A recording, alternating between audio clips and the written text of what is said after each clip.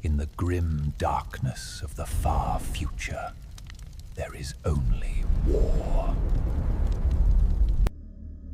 In the 41st millennium, there is only war. But even among the endless horrors that bleed from the Imperium, some nightmares are not born of the warp. Some are forged in fires that predate the Emperor's ascension, in hells that exist beyond the reach of the Chaos Gods. And when such a force collides with the grimdark future, reality itself recoils. The Imperium had faced demon princes, Xenos warlords, and heretic champions beyond counting.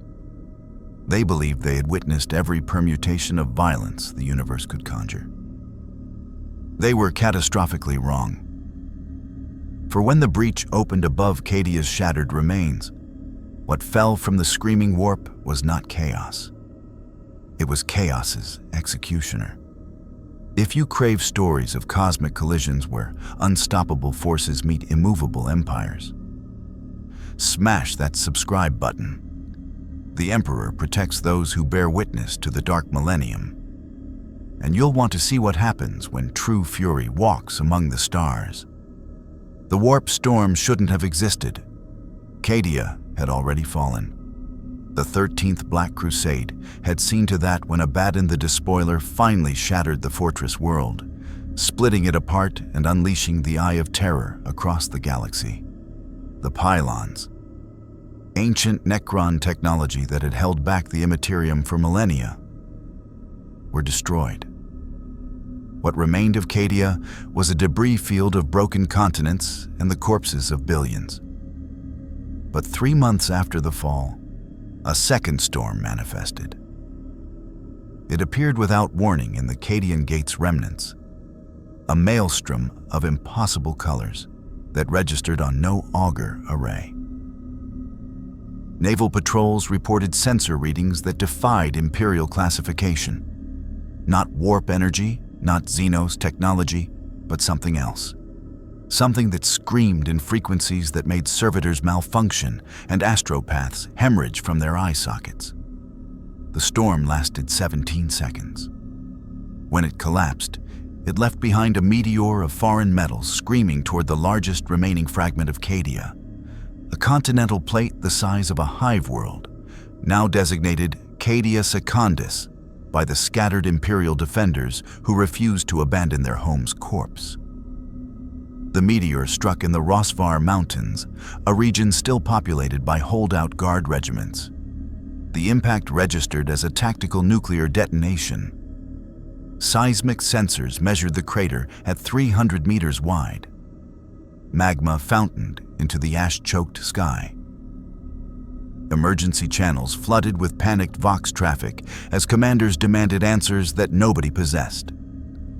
Colonel Mauro Destrian of the 8th Cadian Shock was 12 kilometers from ground zero when it hit. His regiment had been fortifying a mountain pass against periodic Chaos cultist raids, a pitiful assignment for soldiers who'd once stood against Black Crusades, but the shattered world offered nothing better. When the impact wave struck, it knocked his Chimera transport sideways, shattering viewports and rupturing hydraulic lines.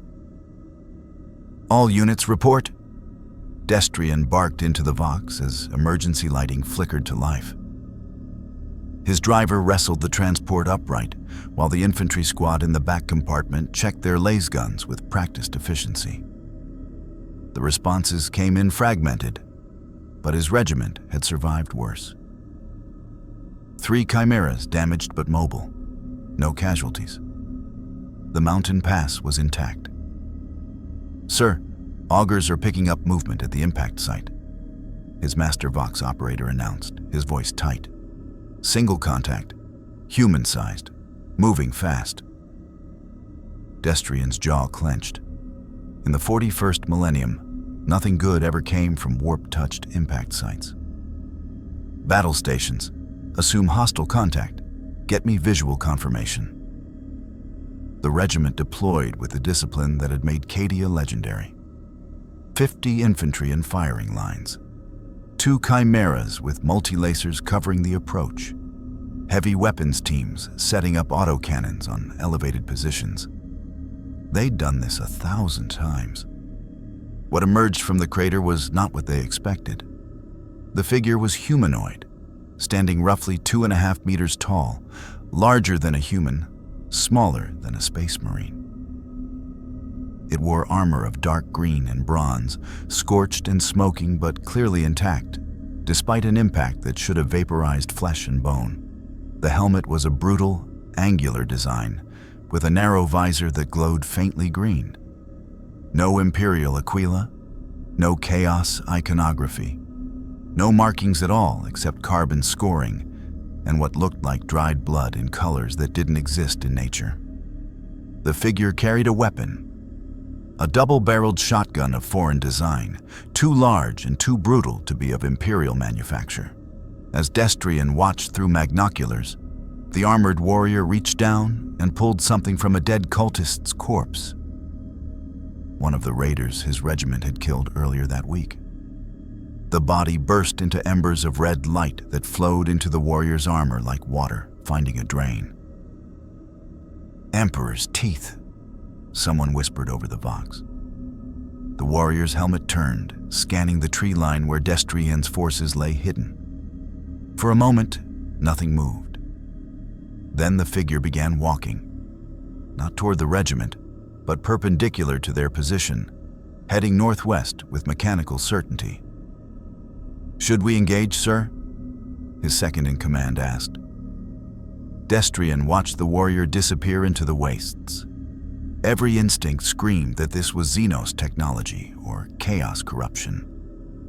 But the warrior had ignored them completely, and more importantly, it had moved toward the cultist encampments that festered in Cadia's ruins like infected wounds.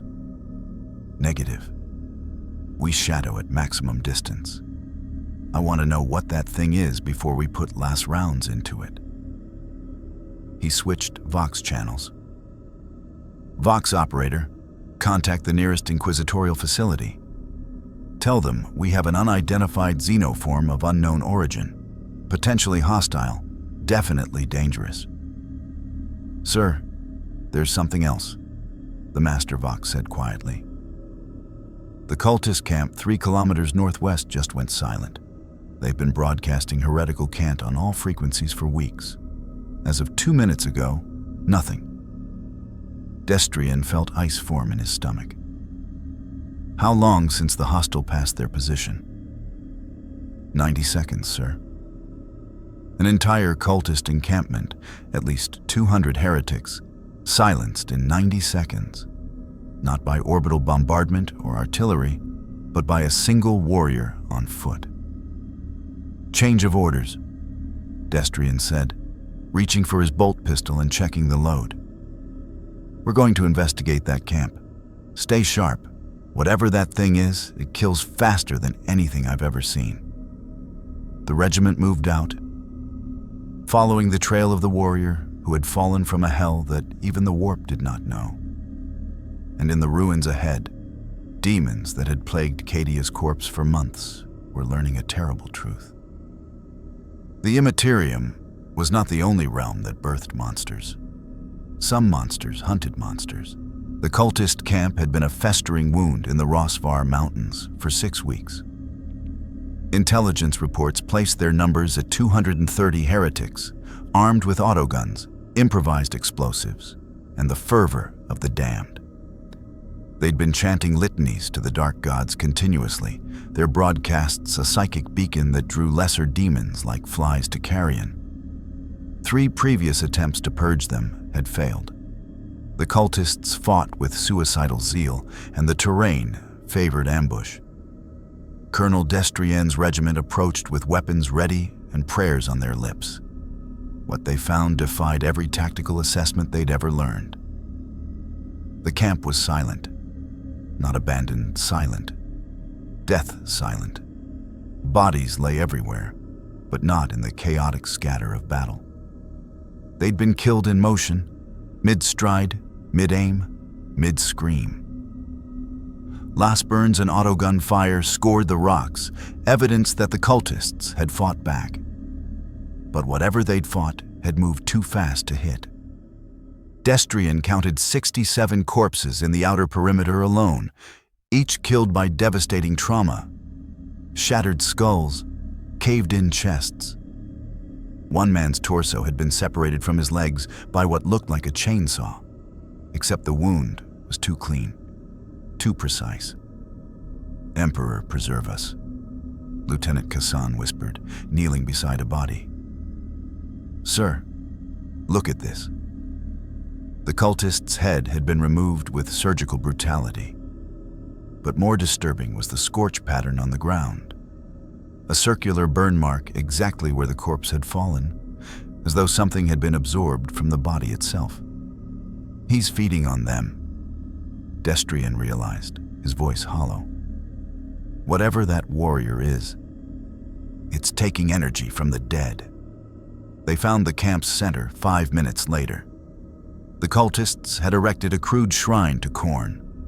Skulls piled in a brass brazier, blood channels carved into stone, 8-pointed stars painted in gore. The shrine had been obliterated, not desecrated in the way the Imperium might destroy it with explosives or fire. Destroyed with personal, intimate violence. The brass brazier was bent in half, as though gripped by impossibly strong hands. The skull pile had been scattered with a force that embedded bone fragments into solid rock. And in the shrine center, impaled on a spike of rebar, was a demon. Not a demon's corpse. Demons didn't leave corpses when banished. This one had been physically destroyed in a way that prevented its essence from fleeing back to the warp. Its body remained, twitching and smoking, ichor pooling beneath it in colors that hurt to perceive. A bloodletter, one of Khorne's demonic warriors, rendered mortal and killable through some mechanism Destrian's mind couldn't process. "How is this possible?" Kassan breathed. "Demons are warp entities. They can't be." The demon's head exploded. The shot came from the rocks above, a single thunderous report that echoed through the mountains. Destrian's regiment spun, weapons tracking, but found nothing except a lingering heat distortion in the air where the shooter had been. "Contact lost, sir," his Auspex operator reported. "Whatever it was, it's gone. Moved faster than our equipment can track." Destrian stared at the now headless demon. The creature's body had begun dissolving properly now, its essence finally fleeing to the immaterium with what he could only describe as terror. Something had forced it to remain corporeal long enough to experience true death. Something had made a demon afraid. "We're not equipped for this," he said quietly. "Vox, contact Battlefleet Obscurus. I don't care if it takes 3 days for the message to reach them. Tell them we need inquisitorial intervention immediately.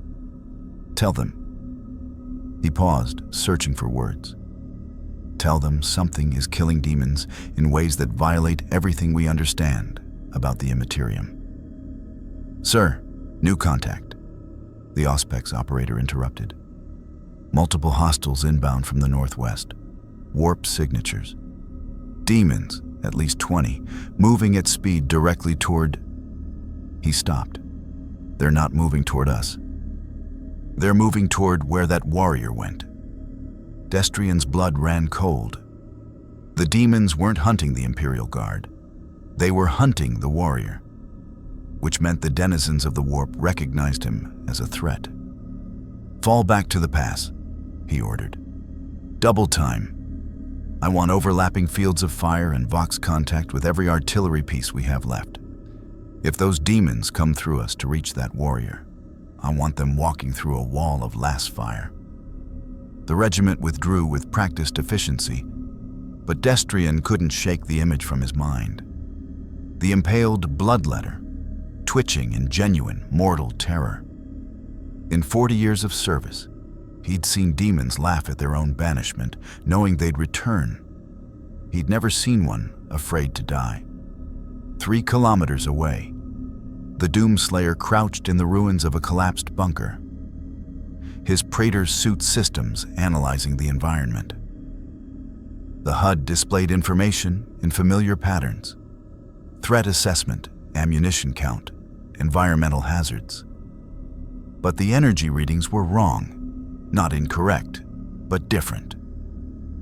The argent energy he'd spent his existence consuming had been replaced by something similar yet distinct: warp energy, immaterial essence given form through belief and emotion. He'd absorbed it from the cultists and the demon alike. It functioned like argent, strengthening him, fueling his suit's systems, sharpening his already supernatural reflexes. But it tasted different. Argent energy had been Hell's stolen divinity, filtered through demonic essence. This warp energy was raw, more chaotic, touched by something vast and malevolent. It didn't matter. Energy was energy. Demons were demons. And demons died when you killed them hard enough. His motion tracker flared. 23 contacts approaching from multiple vectors, moving with inhuman speed. The Slayer's fingers tightened on the super shotgun. Its ammunition counter read 32 shells. He'd found spare munitions in the cultist camp, primitive but compatible after minor modifications. The BFG 9000 remained holstered, its charge at 47%. He'd need to be selective with the heavy ordnance until he understood this realm's resource economy. The first demon rounded the corner. A bloodletter, brass armor gleaming, hell blade raised. It saw him and screamed a challenge in a language that predated human civilization. The Slayer's response was a double-barrel blast that removed the demon's torso. Before the corpse hit the ground, he was moving. The Praetor's suit's servos responding to thought speed commands. 2 more demons died before they could process his position. The fourth managed to swing its blade. The Slayer caught the weapon barehanded, crushed the blade to fragments, and used the demon's own momentum to hurl it into its companions. His left hand blurred to his belt, drawing the plasma rifle. 3 shots. 3 demons reduced to component atoms. The energy absorption kicked in. Red motes of light flowing from the disintegrating corpses into his armor, replenishing shields and stamina. The remaining demons hesitated. In all their existence serving the blood god, they'd never encountered prey that made them hesitate. The Slayer didn't give them time to adapt.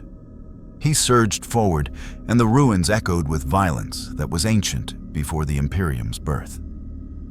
When Colonel Destrian's regiment finally reached the fortified pass, the demon attack never came. The Auspex readings simply stopped. 23 warp signatures, extinguished in less than 4 minutes. In the silence that followed, every soldier knew the same truth. Something walked Cadia's corpse that made demons flee. And the Imperium would have to decide whether that was salvation or a different kind of damnation. Inquisitor Covenant arrived on Cadia Secundus 7 days after the initial reports, and she arrived angry. Her Thunderhawk cut through the ash-laden atmosphere with the black and red heraldry of the Ordo Malleus emblazoned on its hull. The chamber militant dedicated to hunting demonic threats. She'd been en route to investigate a suspected chaos cult on Xerxes Prime when the astropathic message reached her. Unidentified entity of immense power, potentially Xenos, demonstrably hostile to chaos forces, unable to be scanned by conventional Imperial technology. The message had been fragmentary, distorted by the warp storms that still plagued the Cadian Gate's remains. But 3 words had been clear. Immune to corruption. Nothing was immune to corruption. Not Space Marines, not living saints. Not even the Emperor's own Primarchs had proven truly immune to the ruinous powers. Whatever this entity was, it represented either the greatest weapon the Imperium had ever encountered, or the most insidious threat. something that could walk among demons untouched, potentially an agent of a power beyond even the Chaos Gods. Covenant was a tall woman, her face severe and marked by augmetic scars that crawled up her left cheek, souvenirs from a demon's touch that had required surgical intervention before the corruption spread. She wore power armor of midnight black, inscribed with wards and purity seals. At her hip hung a force sword that hummed with psychic resonance, and her bolt pistol was loaded with sanctified ammunition blessed by 3 different cardinal bishops. She was also a psyker, trained by the Scholastica Psychana and hardened by decades fighting the entities that lurked in the Imperium. Her witch sight allowed her to perceive the warp's influence on reality, to see the corruption that festered in men's souls and the demonic taint that clung to cursed objects. Colonel Destrian met her on the landing pad with full military honors, though she waved away the formality with visible impatience. "Show me," she said simply. They took her to the sites, all 17 of them. In the week since the warrior's arrival, he'd carved a path of absolute destruction through every chaos-tainted element within a 100-kilometer radius. Cultist encampments obliterated, demon manifestations banished with extreme prejudice. A warband of Khorne berserkers, 12 Chaos Space Marines who'd been terrorizing Imperial positions for months, found dead in a ravine, their armor cracked open and their gene-enhanced bodies pulverized. At each site, Covenant extended her witch sight, searching for the telltale signatures of chaos corruption or Xenos influence. What she found disturbed her more than any taint. Nothing. Not absence, nothing, but void nothing. The warrior left no psychic footprint, no warp signature, no residual energy that her senses could parse. It was as though reality itself refused to remember his passage, except through the physical evidence of violence.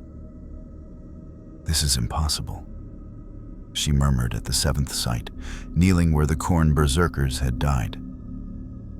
Even a Culexis assassin leaves some trace. Even a Necron phase blade leaves warp disturbance. This is... She touched the ground where blood had pooled, and her witch sight flared.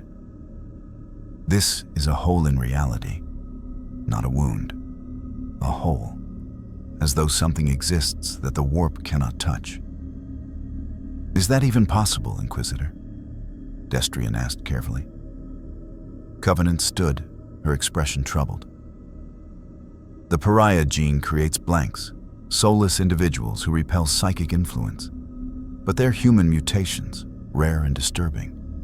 This entity, she gestured at the carnage.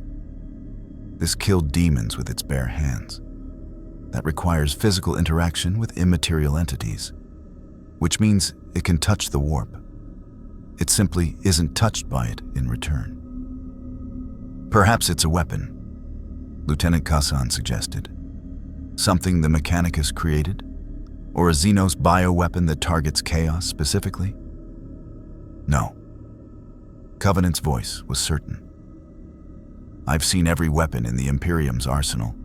I've studied Xenos technology from a dozen species. This is neither. This is..." She paused, searching for words. "This is something from outside our framework entirely." A Vox operator interrupted. "Inquisitor, we have new contact. The entity has been spotted in the Tertius Valley, 15 kilometers north. Visual confirmation from Scout Squad Epsilon. They report it's engaged with multiple demon contacts. Blood letters and... something else? The scouts are having difficulty identifying the second demon type." Covenant's eyes narrowed. "Tertius Valley.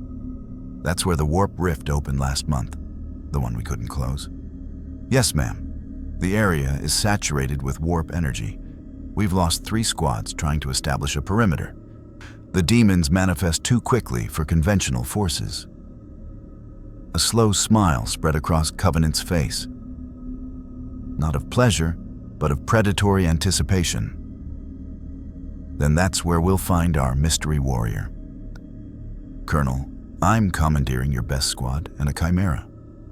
We're going into the valley. Inquisitor, with respect, that area is a death trap. Even with your abilities, Colonel. Her voice cut like a blade. If this entity can operate in a warp-saturated environment without corruption, I need to understand how. The implications for the Imperium's war against chaos are... She paused. Incalculable. Either we found a weapon that could turn the tide of this eternal war, or we found something so dangerous that its very existence threatens the Emperor's domain. Either way, I will have answers. Destrian nodded grimly. I'll assign you Sergeant Wren's squad. They're veterans of the Black Crusade. If anyone can survive the valley, it's them. 30 minutes later, Covenant's Chimera rumbled through the shattered landscape toward Tertius Valley, accompanied by 12 of Cadia's finest. The ash storms had intensified, reducing visibility to 50 meters. Lightning arced through the clouds, not natural lightning, but warp discharge that made the Chimera's systems flicker and sparked screams from the Vox channels as demons howled in the static. Sergeant Wren, a grizzled veteran with a bionic eye and scars that mapped 40 years of war, sat across from Covenant in the passenger compartment. Ma'am, what exactly are we supposed to do when we find this thing? Observe, Covenant said. Do not engage unless I give explicit orders. This entity has killed Chaos Space Marines. Your laser guns would be ineffective. Then why bring us? Because if I'm wrong about this warrior's nature, if it is corrupted or turns hostile, I'll need witnesses to report back. Someone needs to know what happened. She met his eyes. And someone needs to ensure that if I fall, the Imperium knows to respond with overwhelming force. The Chimera's driver's voice crackled over the internal Vox. Contact ahead. Multiple heat signatures. Energy discharge consistent with... I don't know what that's consistent with. Orders? Covenant stood, checking her force sword. Stop here. We proceed on foot. Stay behind me and keep your weapons ready. They dismounted into hell. The valley floor writhed with demonic activity. Blood letters clashed with pink horrors, servants of Khorne fighting servants of Tzeentch, the Chaos God's eternal rivalry playing out in miniature. Warp lightning scorched the rocks. Reality bent and twisted, creating angles that human eyes couldn't properly process. 3 of Wren's soldiers vomited immediately, overwhelmed by the psychic pressure. And in the center of the chaos, fighting alone, was the warrior. Covenant's witch sight flared involuntarily, and she gasped. Through her psychic perception, the warrior appeared as an absence, a walking void that demons recoiled from as though his very presence burned them. But more than that, she saw his purpose. Not heard it or sensed it, but saw it as clearly as reading words on parchment. Rage, pure, absolute, eternal rage. Not Khorne's mindless bloodlust, but focused, intentional fury directed at a single concept: demonkind. This warrior didn't fight for glory or survival or duty. He fought because demons existed, and therefore they must die. It was mathematical, inevitable, as certain as gravity. The warrior moved with efficiency that made Space Marine combat doctrine look clumsy. A bloodletter lunged. He sidestepped and fired a weapon that launched superheated plasma, incinerating 3 demons in a single shot. A pink horror hurled warp fire. He absorbed the blast on armor that shouldn't have been able to withstand raw immaterium energy, then closed the distance and tore the demon apart with his bare hands. Every kill released energy, red motes of light that flowed into his armor like water finding its level. and with each absorption, he moved faster, hit harder, became more. "Emperor's mercy," Sergeant Wren whispered. "He's not just killing them, he's feeding on them." Covenant nodded slowly, her mind racing through possibilities. A predator, not of the materium or immaterium, but something else. Something that preys on demons the way demons prey on humanity. The warrior noticed them. His helmet turned, visor glowing with faint green light. And for a moment, Covenant felt his attention like a physical weight. Then he turned away, dismissing them as non-threatening, and resumed his slaughter. "He's assessing us," she realized. "He determined we're not demons, and therefore not targets. Which means he operates on recognition protocols, not blind aggression." "Can we communicate with him?" Wren asked. Before Covenant could answer, the warp rift at the valley's center pulsed. Reality tore open like infected flesh, and something vast began forcing its way through. A greater demon. Covenant's witch sight screamed warnings as she recognized the entity's nature. A bloodthirster of Khorne, one of the blood god's mightiest champions. The warrior didn't hesitate. He drew a blade from his back, a sword of impossible design that ignited with crimson energy, and charged directly at the emerging demon. Covenant watched, transfixed, as the two titans collided. And in that moment, she understood. This warrior wasn't seeking alliance or sanctuary. He'd come to the 41st millennium because it was full of the only thing he'd ever wanted. Targets. The bloodthirster emerged from the warp rift like a god of murder given flesh. 4 meters of brass-bound muscle, wings that blotted out the ash-choked sky, and a great axe that had tasted the blood of saints and primarchs alike. Its roar shook the valley, a sound that existed simultaneously in the material realm and the immaterium. A challenge that resonated in the souls of every living thing within a kilometer.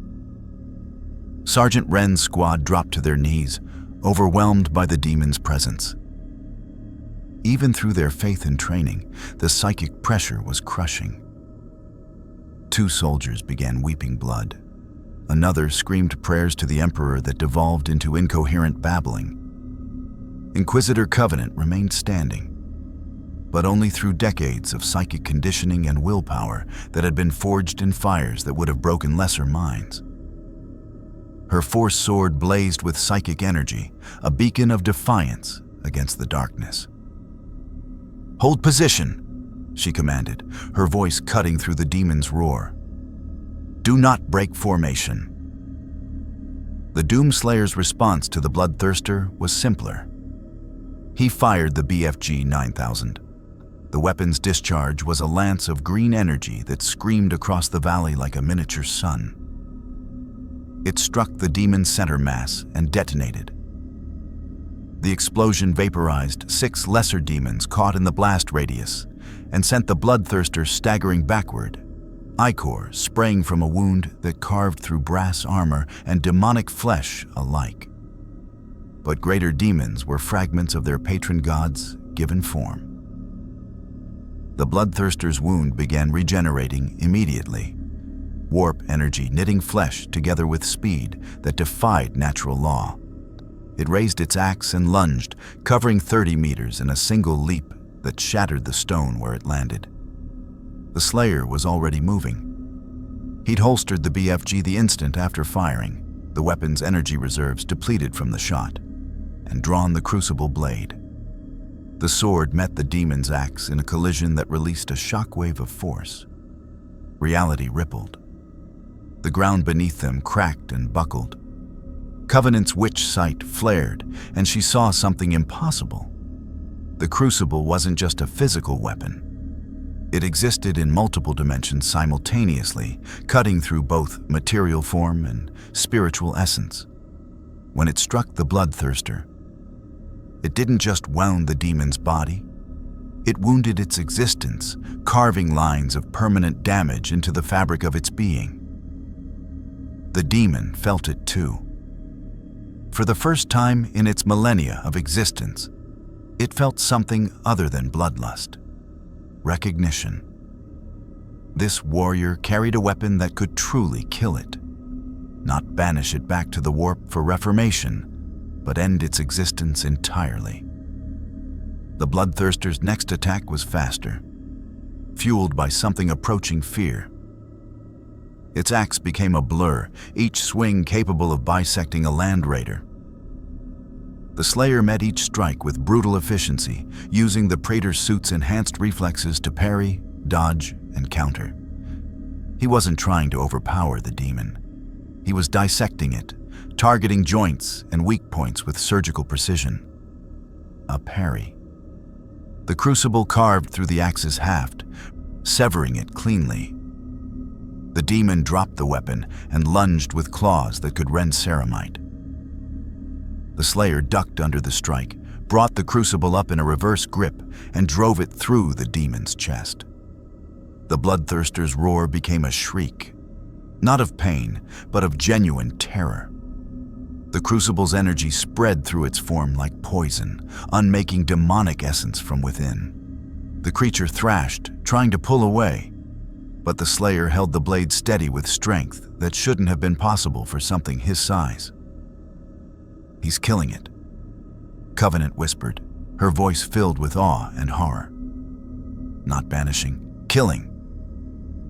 The bloodthirster's form began to collapse, its physical manifestation dissolving in a way that defied every principle of demonology.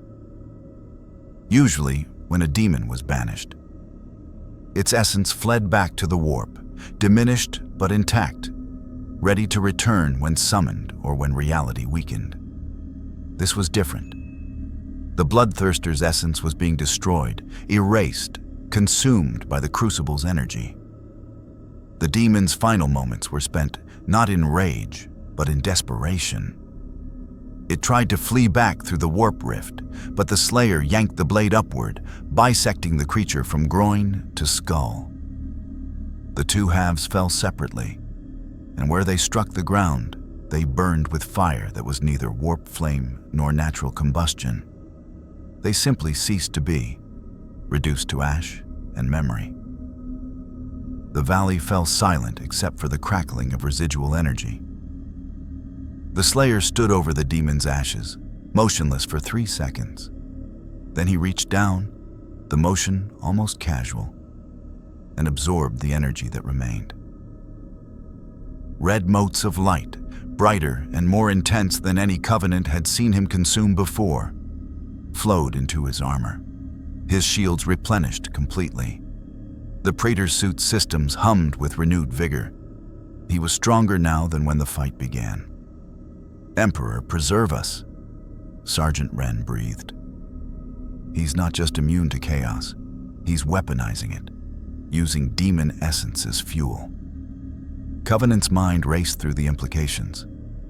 The Imperium's entire strategy against chaos revolved around containment, banishment, and purification. They destroyed demon-touched worlds because corruption lingered in the very soil. They burned heretics because taint could spread through mere exposure. They lived in constant fear of the warp's corrupting influence.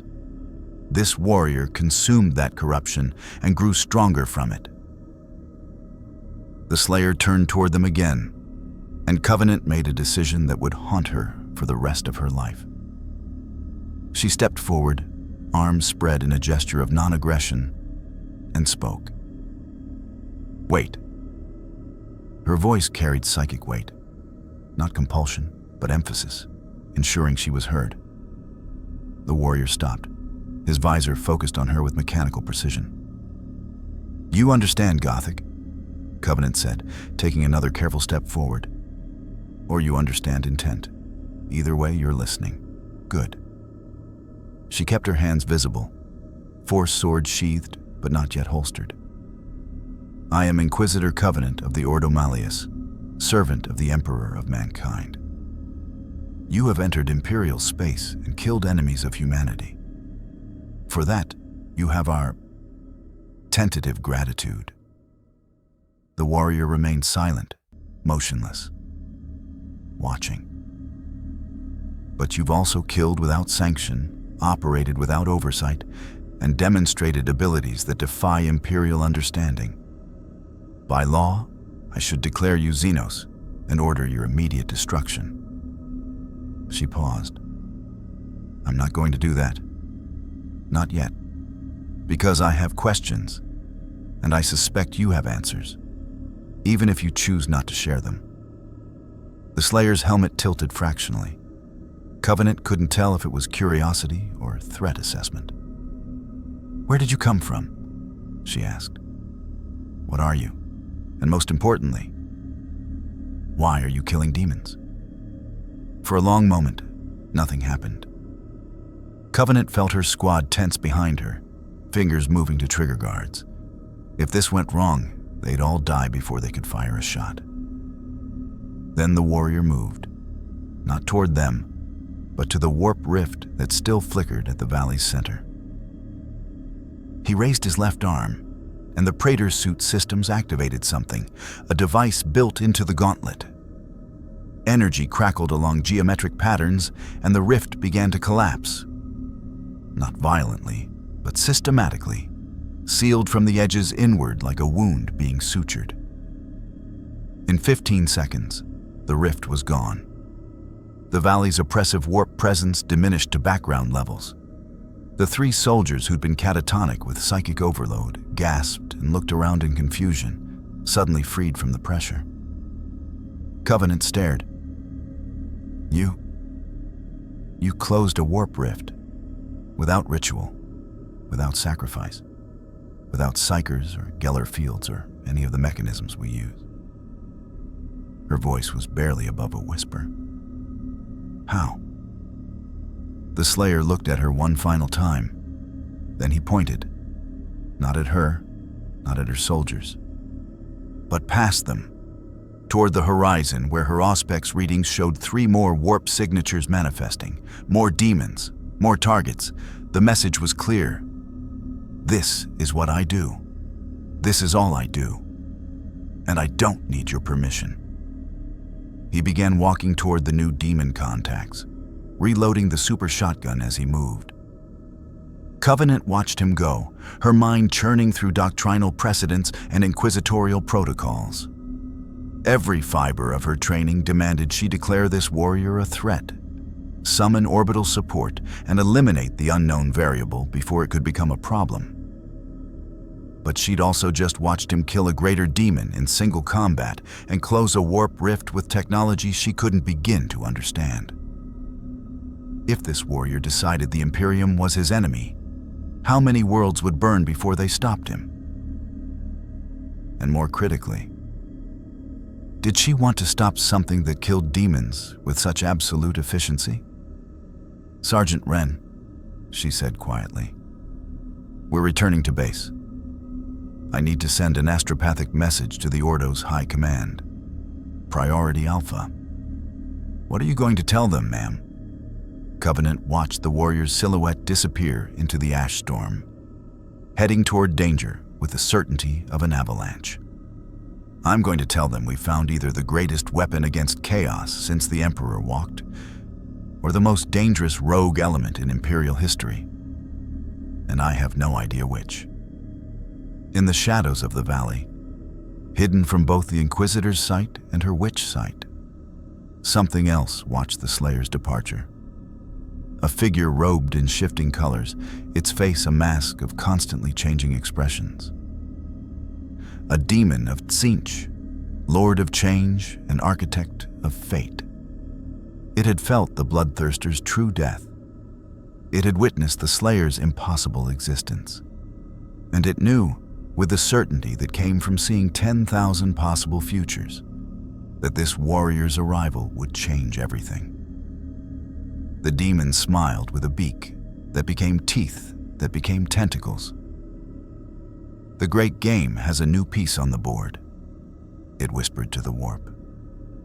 And he doesn't even know he's playing.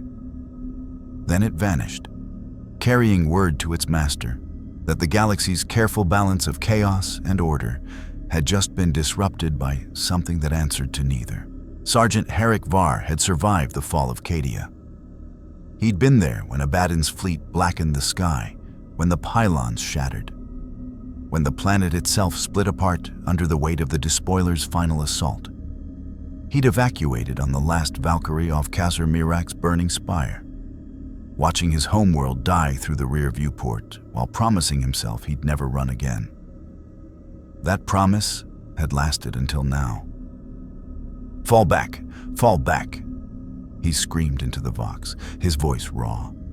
His regiment, the 17th Cadian Remnants, 300 soldiers cobbled together from shattered units after the fall, was in full retreat from a demon incursion that had manifested in the industrial ruins of Sector Tertius 7. They'd been holding a supply depot when reality tore open and chaos poured through. 20 bloodletters, 6 pink horrors, and something worse, a herald of Nurgle, a bloated mass of decay that spread plague with every step.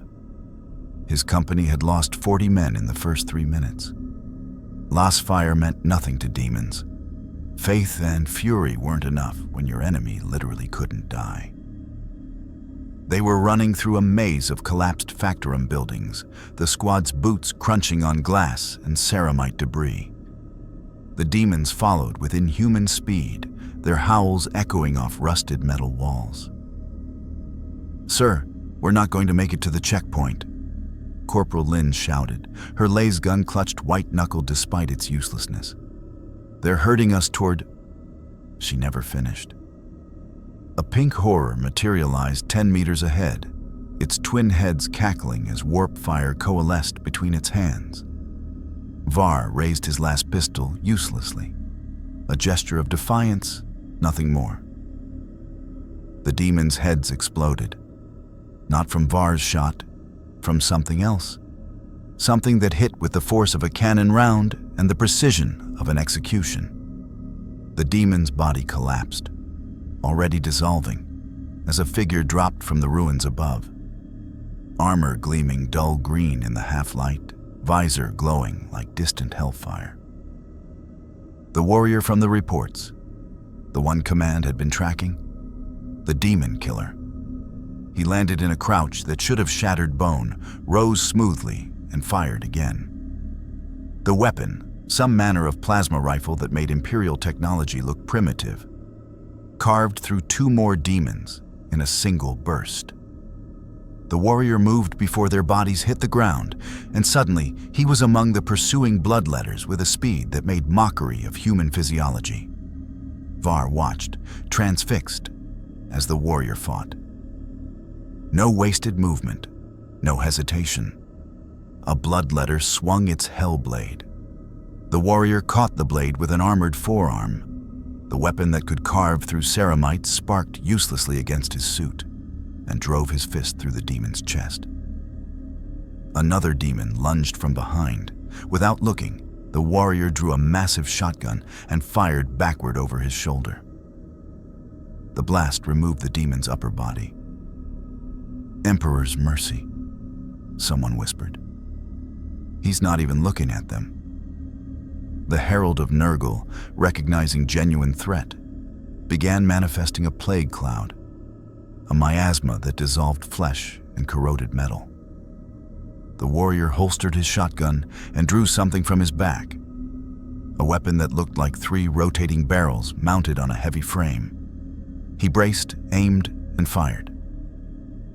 The sound was apocalyptic, a sustained roar that drowned out even the demon's screams.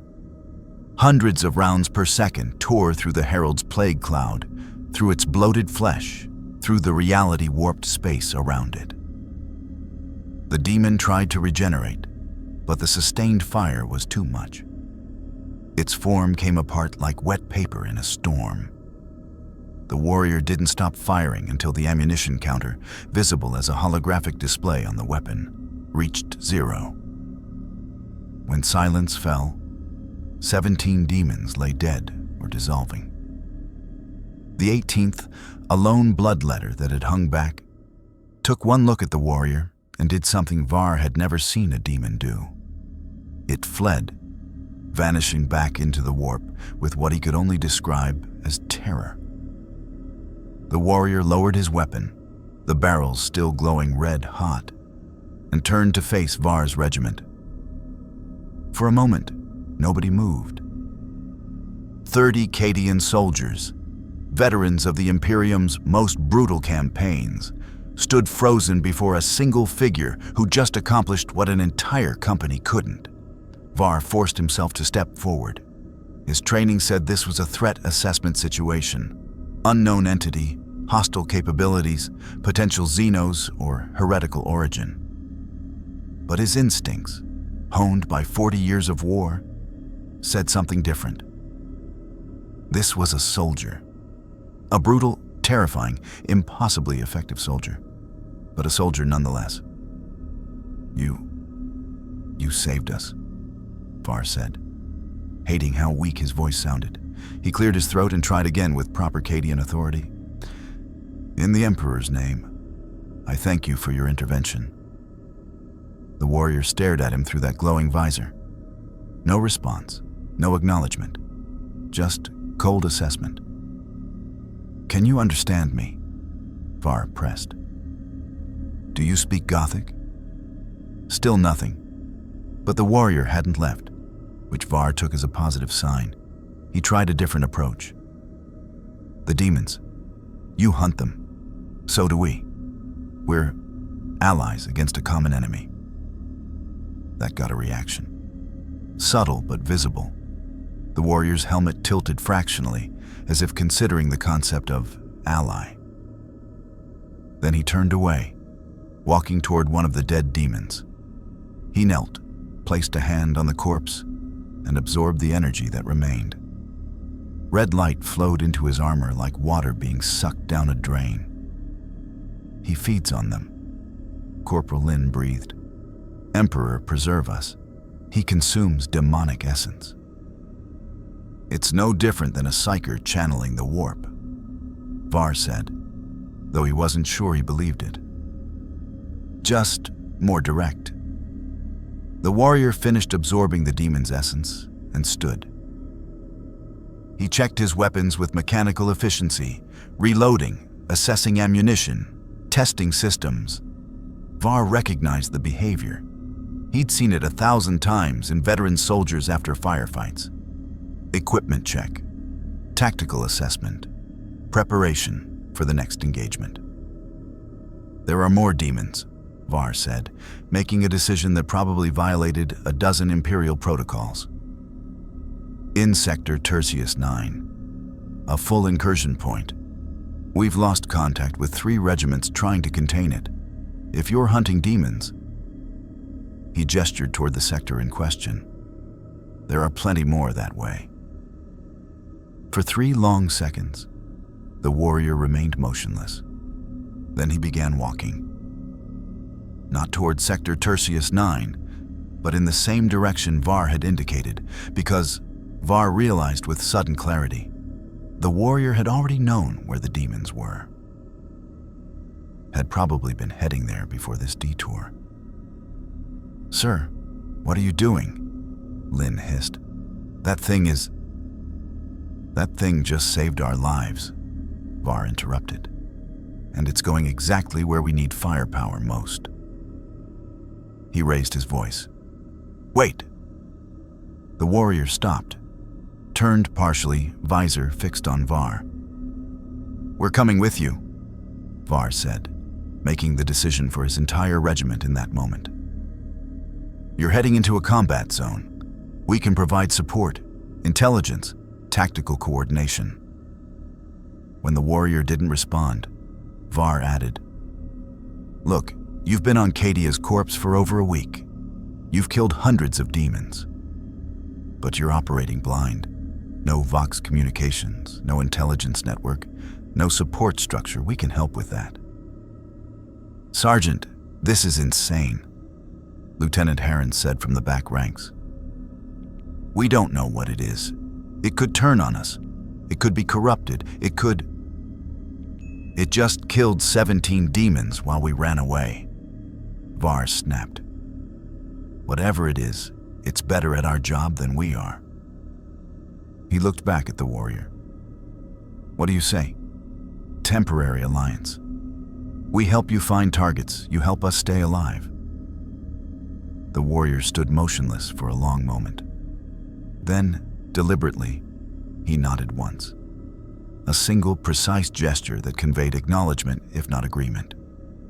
Var felt relief wash through him. All right, good. The warrior turned and resumed walking toward Sector Tertius 9, not waiting for further discussion. Var blinked, then laughed. A short, sharp bark of sound. Well, he's not big on conversation. Regiment, double time. Stay 50 meters back and keep your weapons ready. If those demons come at us, we provide covering fire. If they come at him, he paused. Well, we'll see what happens.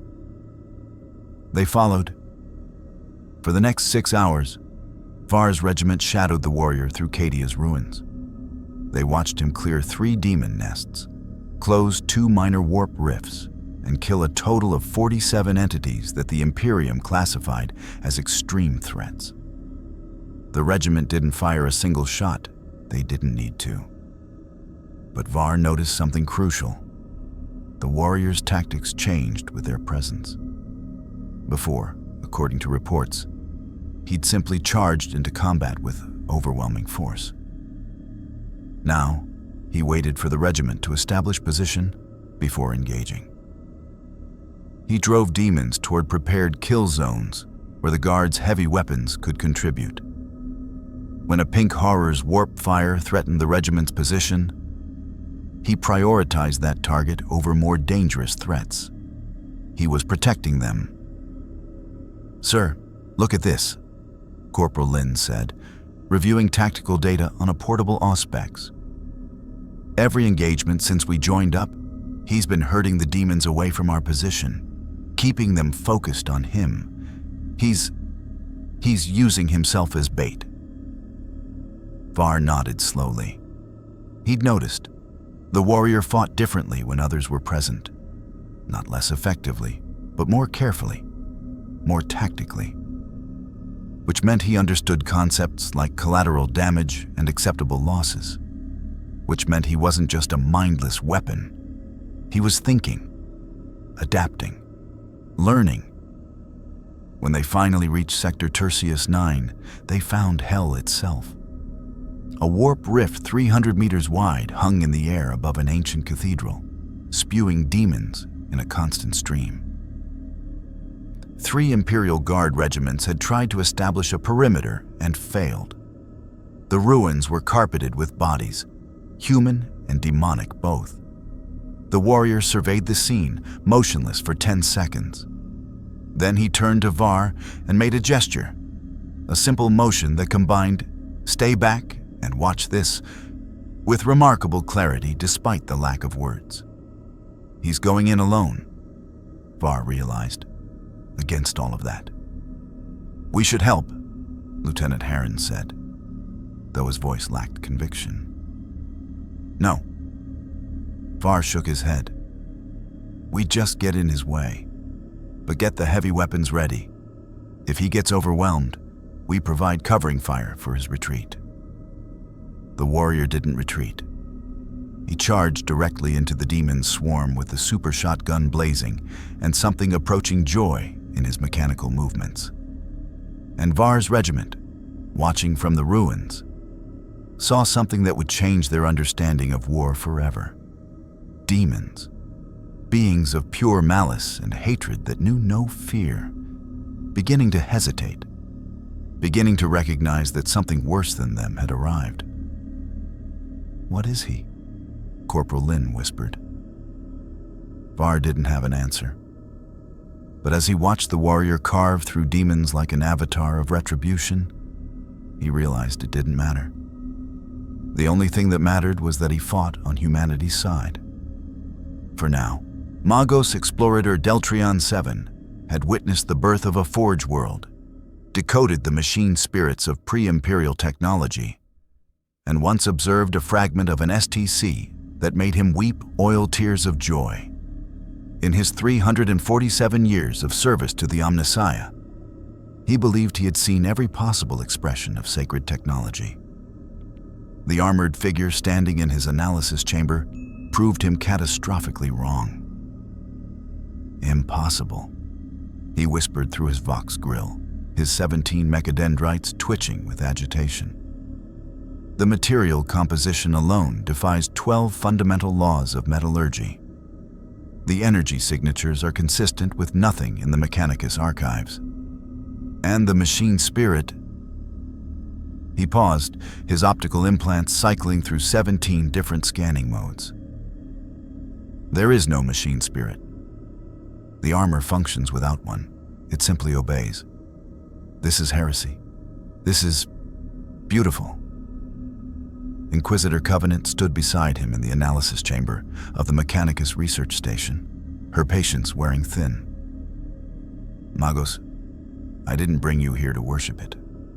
I brought you here to understand it. Can you analyze the warrior's equipment or not? The warrior in question stood motionless in the center of the chamber, surrounded by scanning arrays and purity detection servitors. He'd been here for 6 hours, enduring examination with the patience of stone.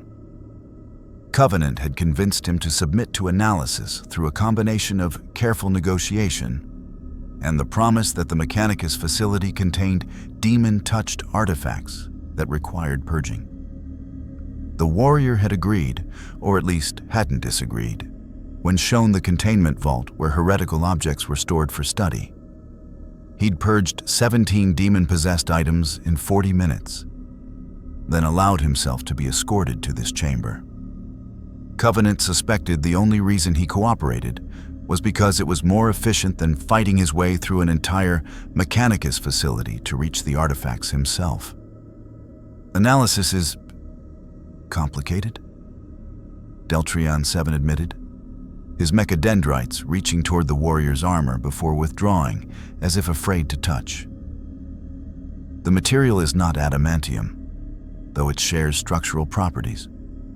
Not ceramite, though it provides superior protection.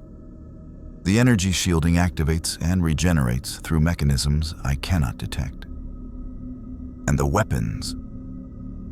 He gestured at the arsenal the warrior had placed on a nearby examination table. That plasma weapon achieves containment temperatures that should cause immediate catastrophic failure, yet it functions flawlessly. Covenant approached the table, studying the warrior's equipment with a mixture of professional interest and growing concern. The super shotgun was elegantly simple. 2 barrels, brutal ammunition, devastating effect at close range. But the other weapons defied easy categorization. The plasma rifle hummed with barely contained energy. The chain gun, if that's what it was, had cooling systems that operated on principles she couldn't identify. And the BFG 9000. That weapon, she said, pointing at the massive green glowing device. What does it do? Based on residual energy signatures and battlefield analysis, Deltrion 7's optical implants dilated with something approaching religious ecstasy. It converts matter directly into energy, channels it through dimensional compression arrays, and releases it as a wave propagation blast that exists simultaneously in multiple phases of reality. In simpler terms, Inquisitor, it unmakes anything it touches at a fundamental level. One shot from that weapon could delete a land raider from existence. And he carries it like a standard-issue weapon, Covenant murmured. What about the sword? The one he used against the Bloodthirster? The Magos' mechadendrites twitched nervously. The Crucible. I've scanned it 17 times.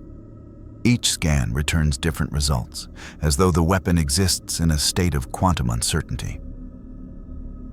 What I can tell you is this. It cuts through both material and immaterial simultaneously.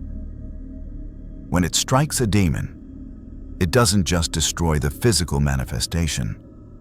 It severs the connection between the demon's essence and the warp itself.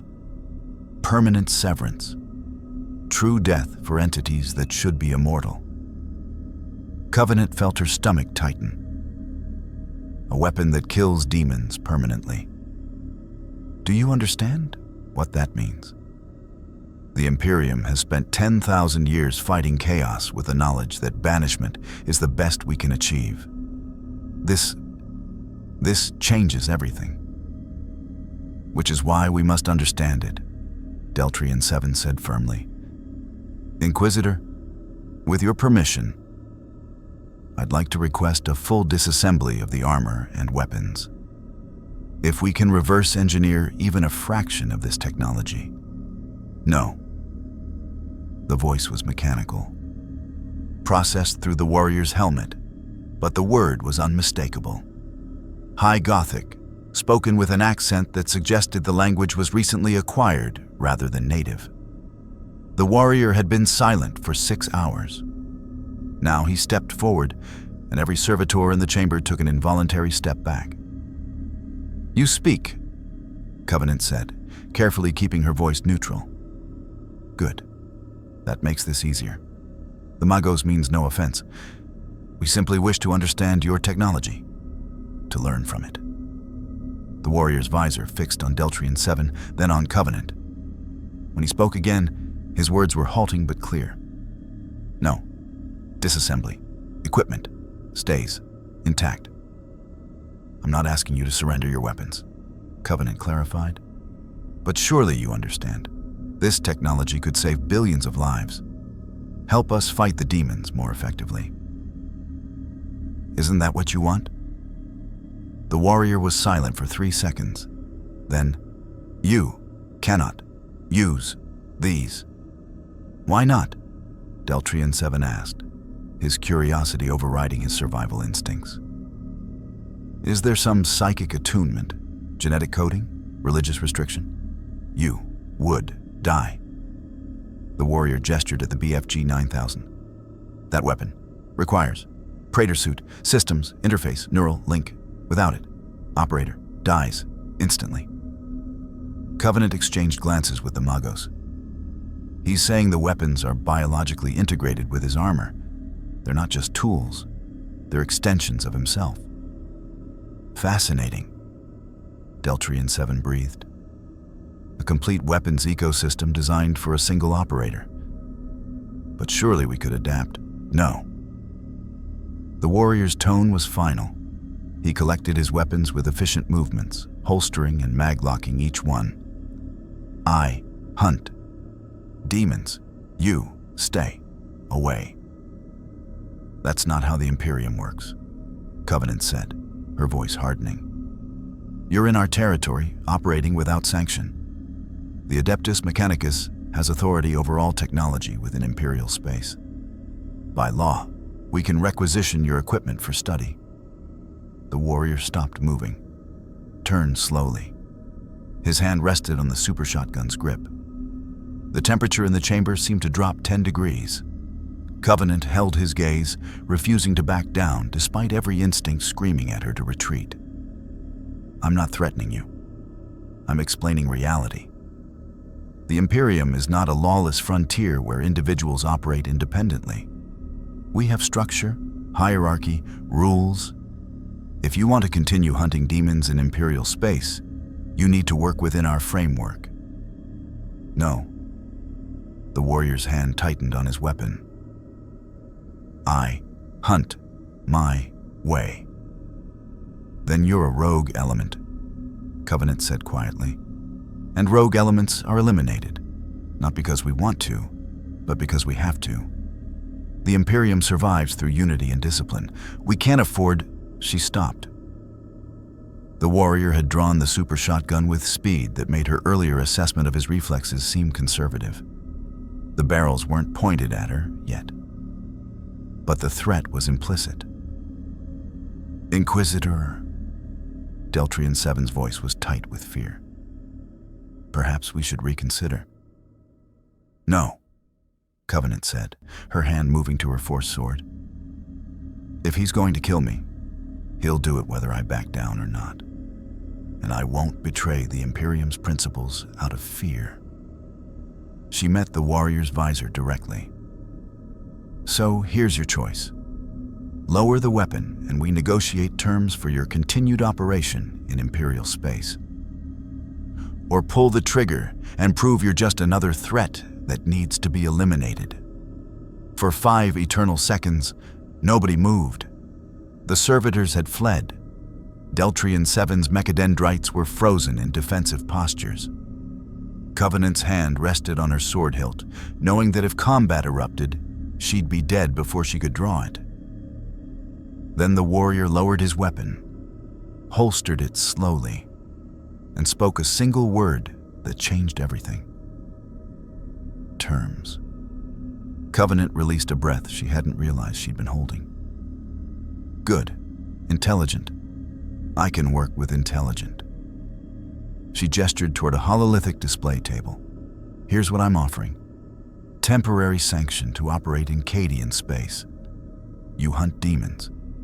We provide intelligence on demon activity, supply drops if your ammunition runs low, and medical support if needed. In exchange, you accept tactical coordination. When we say a target is priority, you hit it. When we say civilian populations are in danger, you protect them.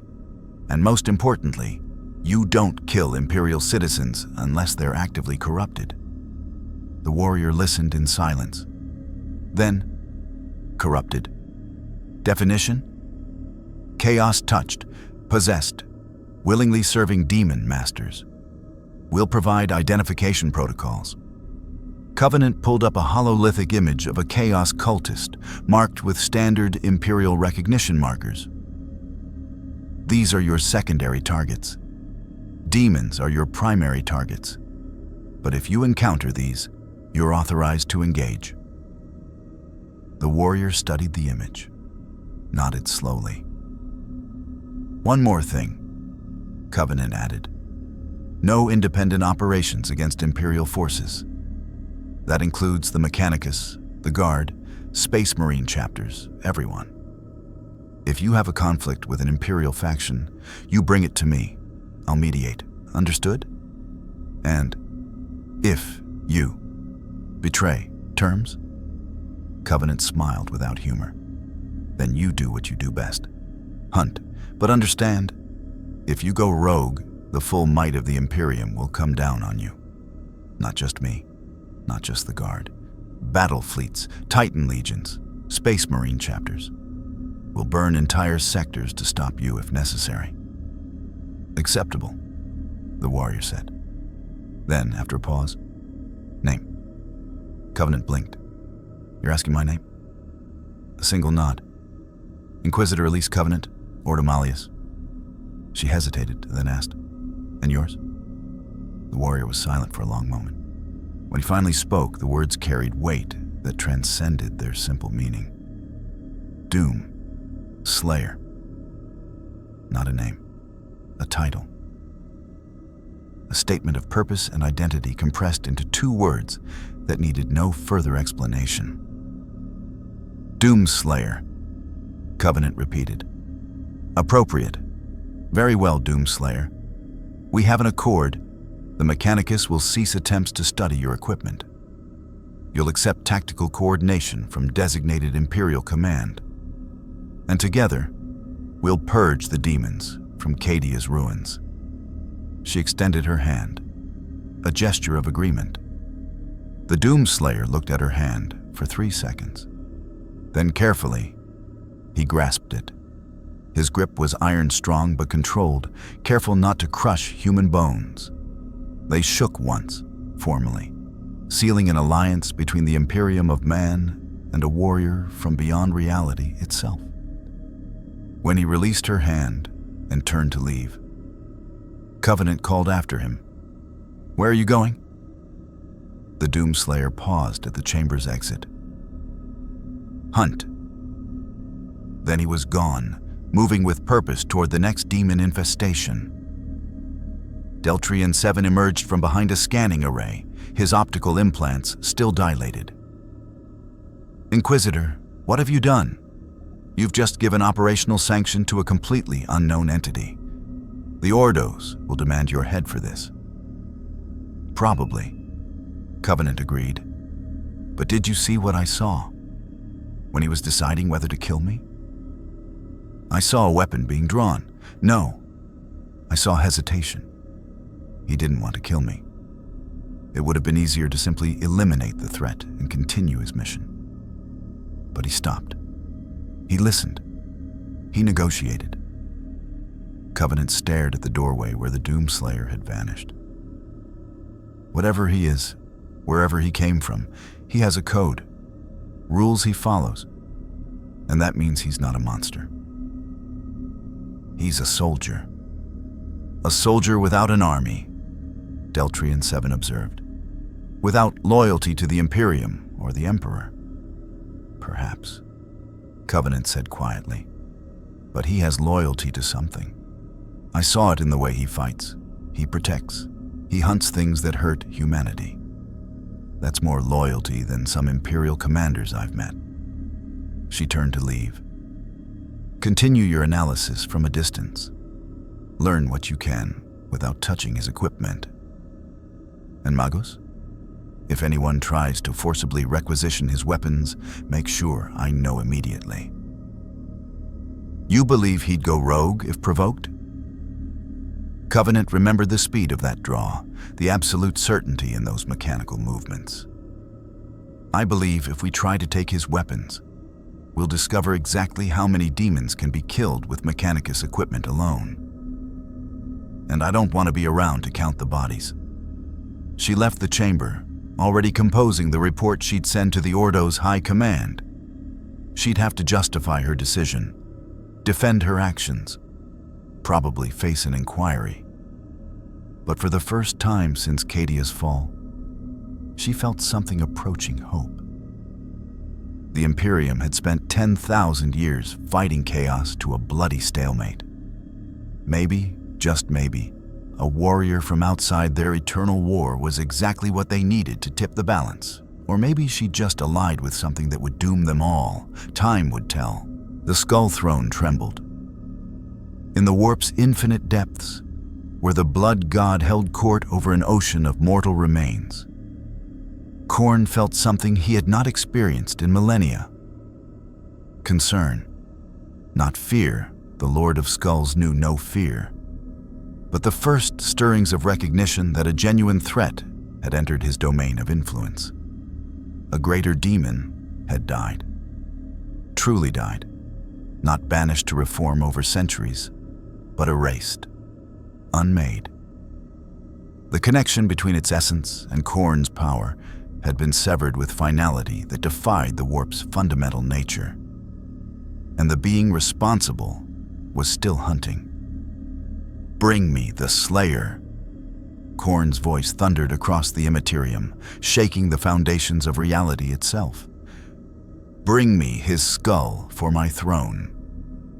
In the material realm, 3 Chaos Space Marines of the World Eaters Legion received their god's command with religious fervor. Graken the Flayer, Vortan Bloodprice, and Kargoth the Red. Champions who had served Khorne for 300 years, their armor perpetually stained with the blood of 1,000 battles. They stood in the ruins of an imperial shrine they'd desecrated, surrounded by the corpses of the clergy they'd sacrificed. The blood god has spoken, Graken growled, his voice rendered inhuman by the butcher's nail's cybernetic implants that flooded his brain with aggression. There is prey worthy of our attention. A demon killer, Vortan said, checking the chain teeth on his massive axe. A warrior who denies the blood god his rightful trophies. This insult cannot stand. Kargoth activated his helmet's Vox systems, scanning for the energy signatures they'd been shown through their patron's vision. I have him, 40 kilometers north, moving through the Pharos wastes, alone, hunting blood letters. He laughed, the sound like grinding metal. He walks into our god's embrace willingly. they moved out with the terrible purpose of Khorne's chosen. 3 engines of violence, gene-enhanced and battle-hardened, bearing weapons that had ended the lives of Space Marine captains and Imperial saints. They would bring the Slayer's skull to their god's throne, or they would die trying. For warriors of Khorne, there was no meaningful difference between the 2 outcomes. The Doomslayer detected them 12 minutes before visual contact. His Praetor suit's motion tracker showed 3 contacts moving at enhanced speeds. Faster than human, but slower than demons. Analysis suggested Space Marines based on armor signatures and mass displacement. The energy readings indicated chaos corruption, confirming them as hostile. He'd fought these before. World Eaters, the locals called them. Gene-enhanced warriors driven mad by neural implants that forced them into perpetual rage. Dangerous, skilled, but ultimately still made of meat and bone. He checked his ammunition. Super shotgun, 48 shells. Plasma rifle, 73% charge. Heavy assault rifle, 312 rounds. Rocket launcher, 6 missiles. BFG 9000, 61% charge after the Bloodthirster kill. Adequate. The terrain was industrial ruins, collapsed factories and broken machinery that created natural choke points and ambush positions. The Slayer moved to high ground, positioning himself on a structurally intact gantry with clear sight lines and multiple exit routes. Basic tactical doctrine. Control the battlefield before the enemy arrives. He didn't have to wait long. They came through the main approach like avatars of slaughter. Red armor gleaming with fresh blood, chain axes revving in anticipation. The one in the center, the leader, was largest, his pauldrons decorated with brass skulls and chains. The one on the left carried a plasma pistol along with his axe. The one on the right wielded a chain axe in each hand, the weapons oversized even for Space Marine physiology. The Slayer fired first. Rocket launcher aimed at the ground between them. The explosion was catastrophic, sending debris and shrapnel in all directions. When the smoke cleared, all 3 World Eaters remained standing, their armor scorched but intact. They'd activated energy shields a split second before impact. Fast reflexes. Combat veterans. This would be interesting. There! Graken roared, his helmet sensors locking onto the Slayer's position. For Khorne! They charged. The Slayer switched to the heavy assault rifle, laying down suppressing fire that forced them to dodge rather than advance directly. 100 rounds downrange in 4 seconds. The plasma-armed World Eater, Vortan, returned fire, sending superheated bolts that melted through the gantry's support structure.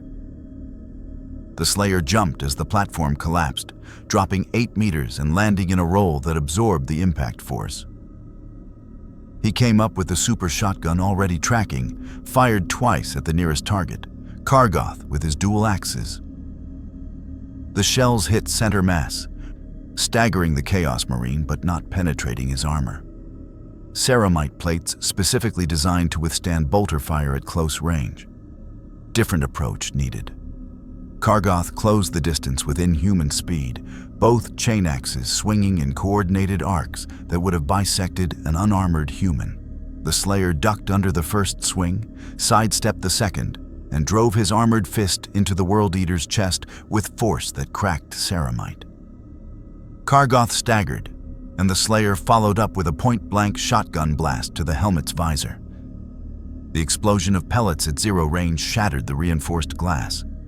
Kargoth screamed, not in pain, but in fury, and swung blindly. The Slayer caught one axe arm, twisted with leverage that utilized the Praetor suit's full strength, and tore the limb off at the shoulder joint. Blood sprayed. Kargoth's scream intensified, but he didn't fall. The butcher's nails wouldn't let him. He swung with his remaining axe, faster now, driven by pain-fueled rage. The Slayer grabbed the axe mid-swing, wrenched it from Kargoth's grip, and drove the chainsaw teeth into the World Eater's throat. The weapon chewed through reinforced gorget, flesh, and spine. Kargoth collapsed, his body twitching as neural pathways misfired their final commands. "You dare!" Graken's voice was thunder. He crashed into the Slayer like a battering ram, his sheer mass carrying both combatants through a rusted wall. They emerged in a factory floor filled with broken machinery, Graken's chain axe already descending toward the Slayer's head. The Slayer rolled, came up with the plasma rifle, and fired at point-blank range. The superheated bolt burned through Graken's pauldron, cauterizing flesh beneath.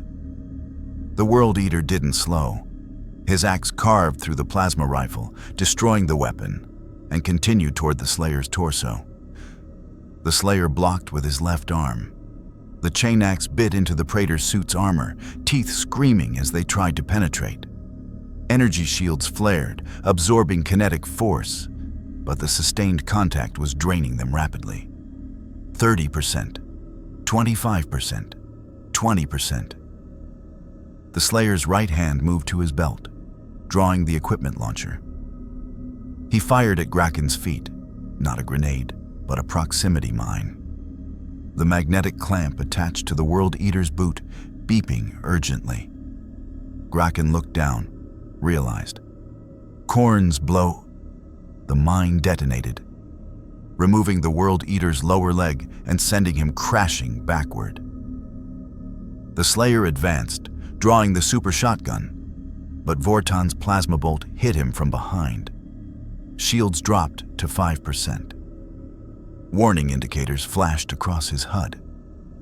He spun, tracking Vortan's position, but the World Eater had closed to melee range.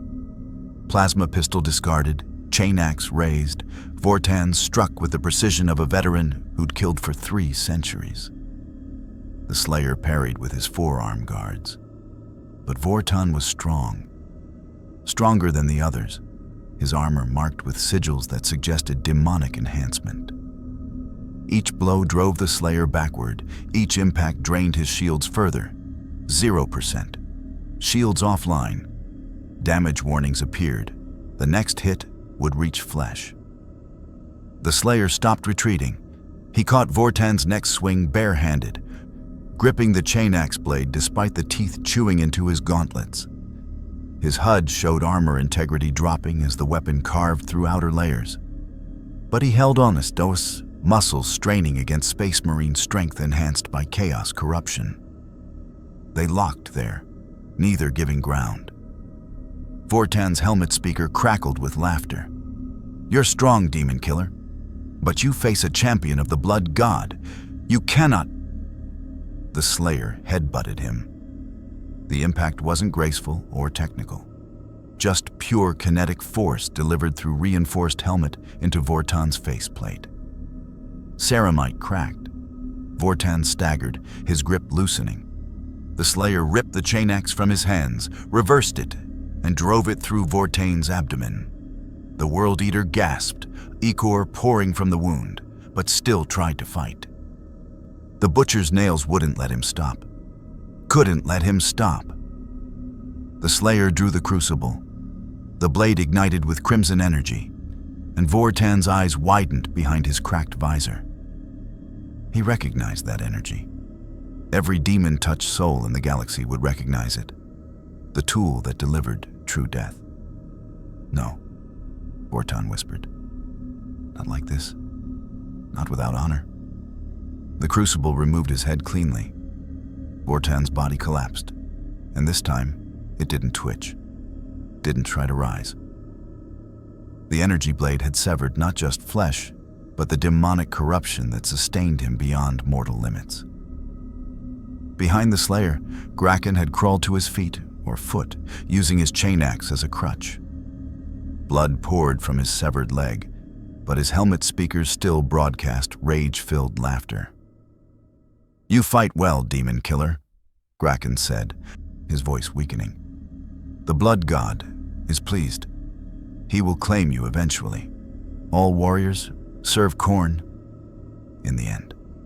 The Slayer turned to face him, crucible still ignited. "No," he said in High Gothic, the word flat and final. "I serve no gods." He closed the distance in 3 strides. Graken raised his axe for a final strike, but the Slayer was faster. The crucible pierced the World Eater's chest, the energy blade carving through corrupted flesh and ceramite with equal ease. Graken's eyes widened. "Impossible. I feel the blood god's touch. Fading. What are you?"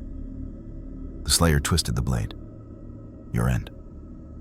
Graken collapsed, his body finally releasing its unnatural vitality. 3 World Eaters, champions of Khorne who'd survived centuries of warfare, lay dead in the ruins. The Slayer stood among their corpses, armor damaged, shields offline, but victorious. He began the absorption process, placing his hand on each corpse. Red energy flowed into his armor. Not pure demon essence, but close enough. The chaos corruption that had sustained these warriors beyond human limits proved compatible with his systems. Shields regenerated, armor integrity improved, fatigue faded. When he finished, his HUD showed 87% operational capacity. Acceptable. But the plasma rifle was destroyed, and his ammunition reserves were depleted. The super shotgun had 16 shells remaining. The rocket launcher was empty. He needed resupply. The Slayer activated his suit's communications array, a recent addition, cobbled together from Imperial Vox equipment and integrated into his systems. The frequency was one Inquisitor Covenant had provided during their negotiations. "Covenant," he transmitted, his voice processed through the helmet speakers. 3 hostiles, eliminated. World Eaters, need ammunition, resupply. The response came after a brief pause, Covenant's voice tight with surprise. "You're requesting support? That's progress. Transmit your coordinates. I'll send a supply drop via Valkyrie. ETA 20 minutes. The Slayer transmitted the data, then settled into a defensive position among the ruins. While he waited, his motion tracker showed new contacts approaching, not hostile, but cautious. Guard regiment signatures. He recognized the energy pattern. Sergeant Var's 17th Cadian remnants. They'd been following him, shadowing his operations. He'd known for days, but hadn't interfered. They provided useful intelligence, spotted targets he might have missed, and occasionally drew demon attention away from civilian populations. Useful allies, worth protecting. The Slayer's helmet turned toward the horizon, where his sensors detected new warp signatures manifesting. More demons. Always more demons. The galaxy was an infinite hunting ground, filled with prey that never learned to stop spawning. Good. He had nowhere else to be, nothing else to do, no home to return to, no rest to seek. Just the eternal hunt, refined to its purest form. Find demons, kill demons. Repeat until no demons remained. In the warp, Khorne watched his champion's deaths through the blood that stained the battlefield. The Slayer had proven worthy, more than worthy, dangerous, a threat that needed to be eliminated or claimed. "Send the Exalted," Khorne commanded, his voice shaking reality. "Send Drakthar Bloodthrone. Let him test this warrior's mettle. And if the demon killer survives..." The blood god's laughter was like thunder. "Then we shall see if he can resist corruption when offered true power."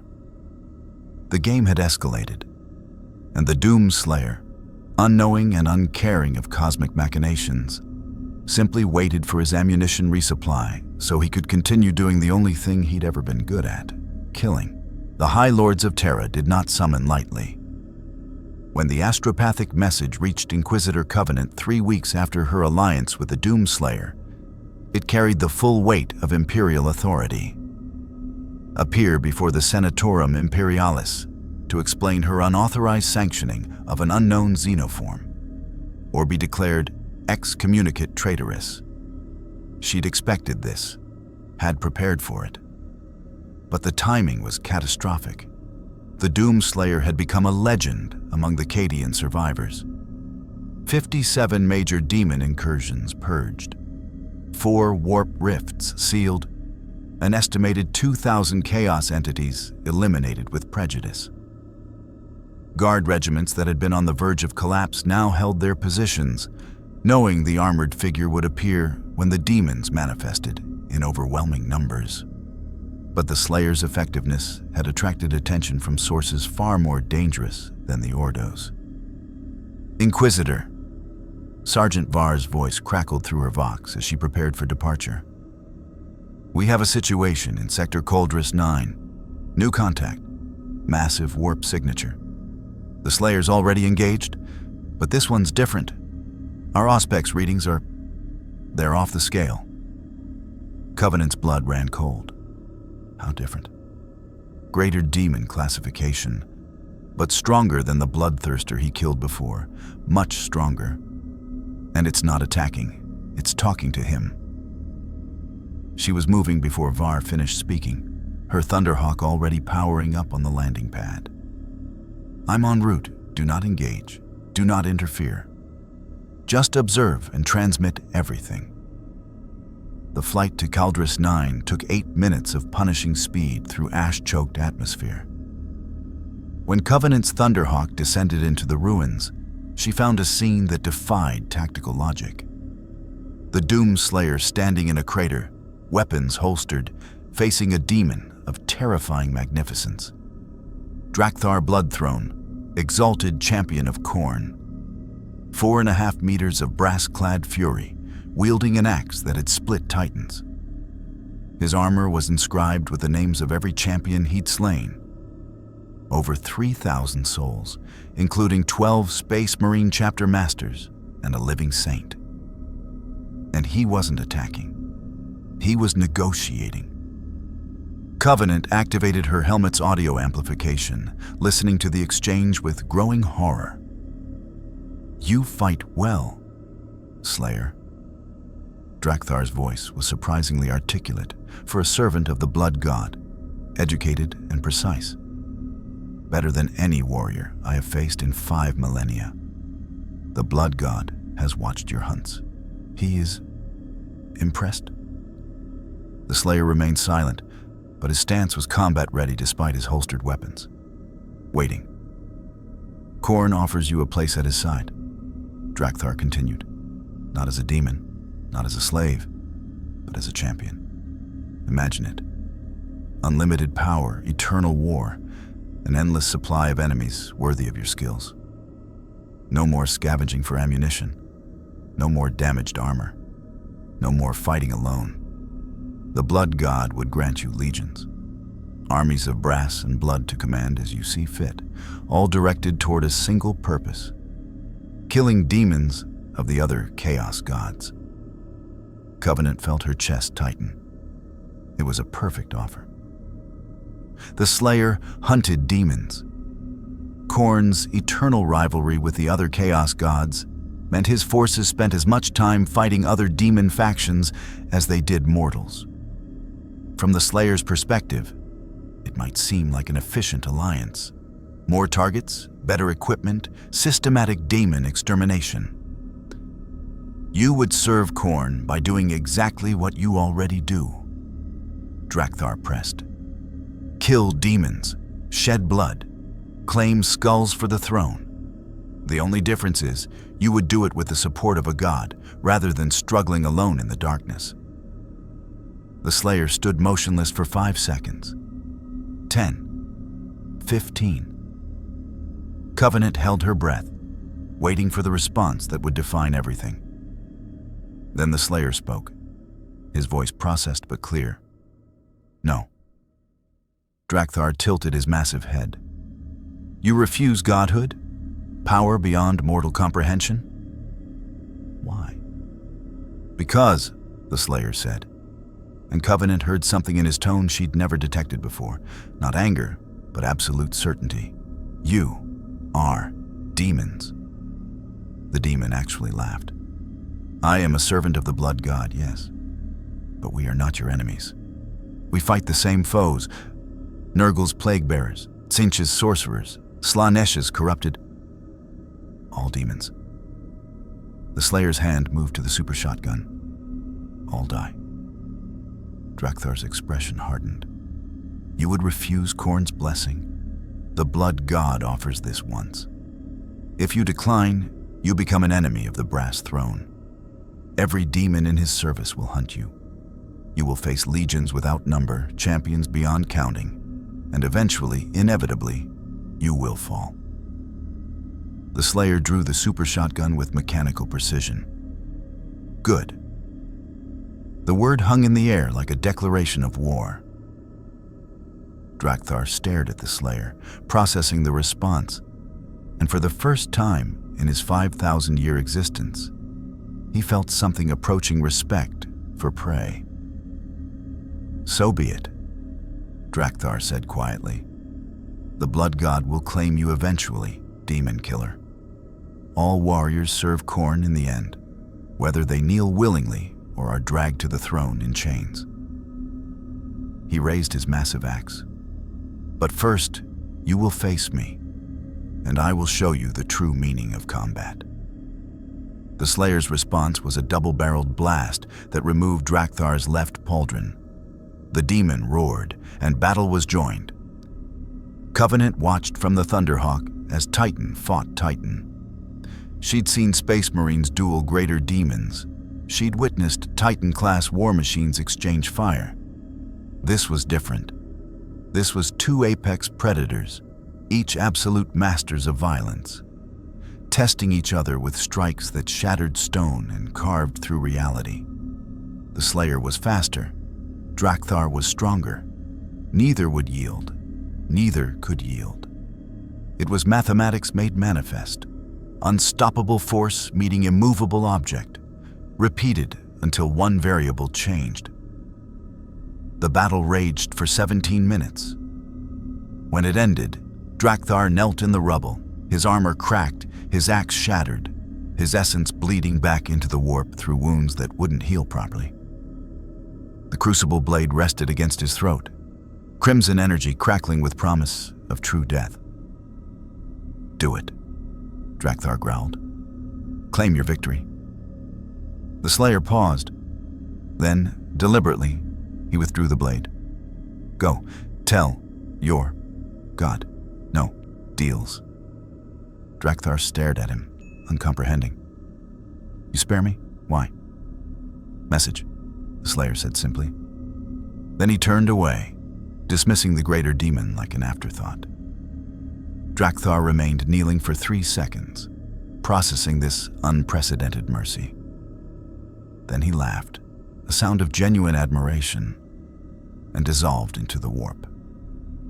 When he reformed before Khorne's throne, he would carry a message that would reshape the blood god's strategy. The demon killer could not be corrupted, could not be bought, could not be intimidated. He could only be fought, and fighting him was glorious.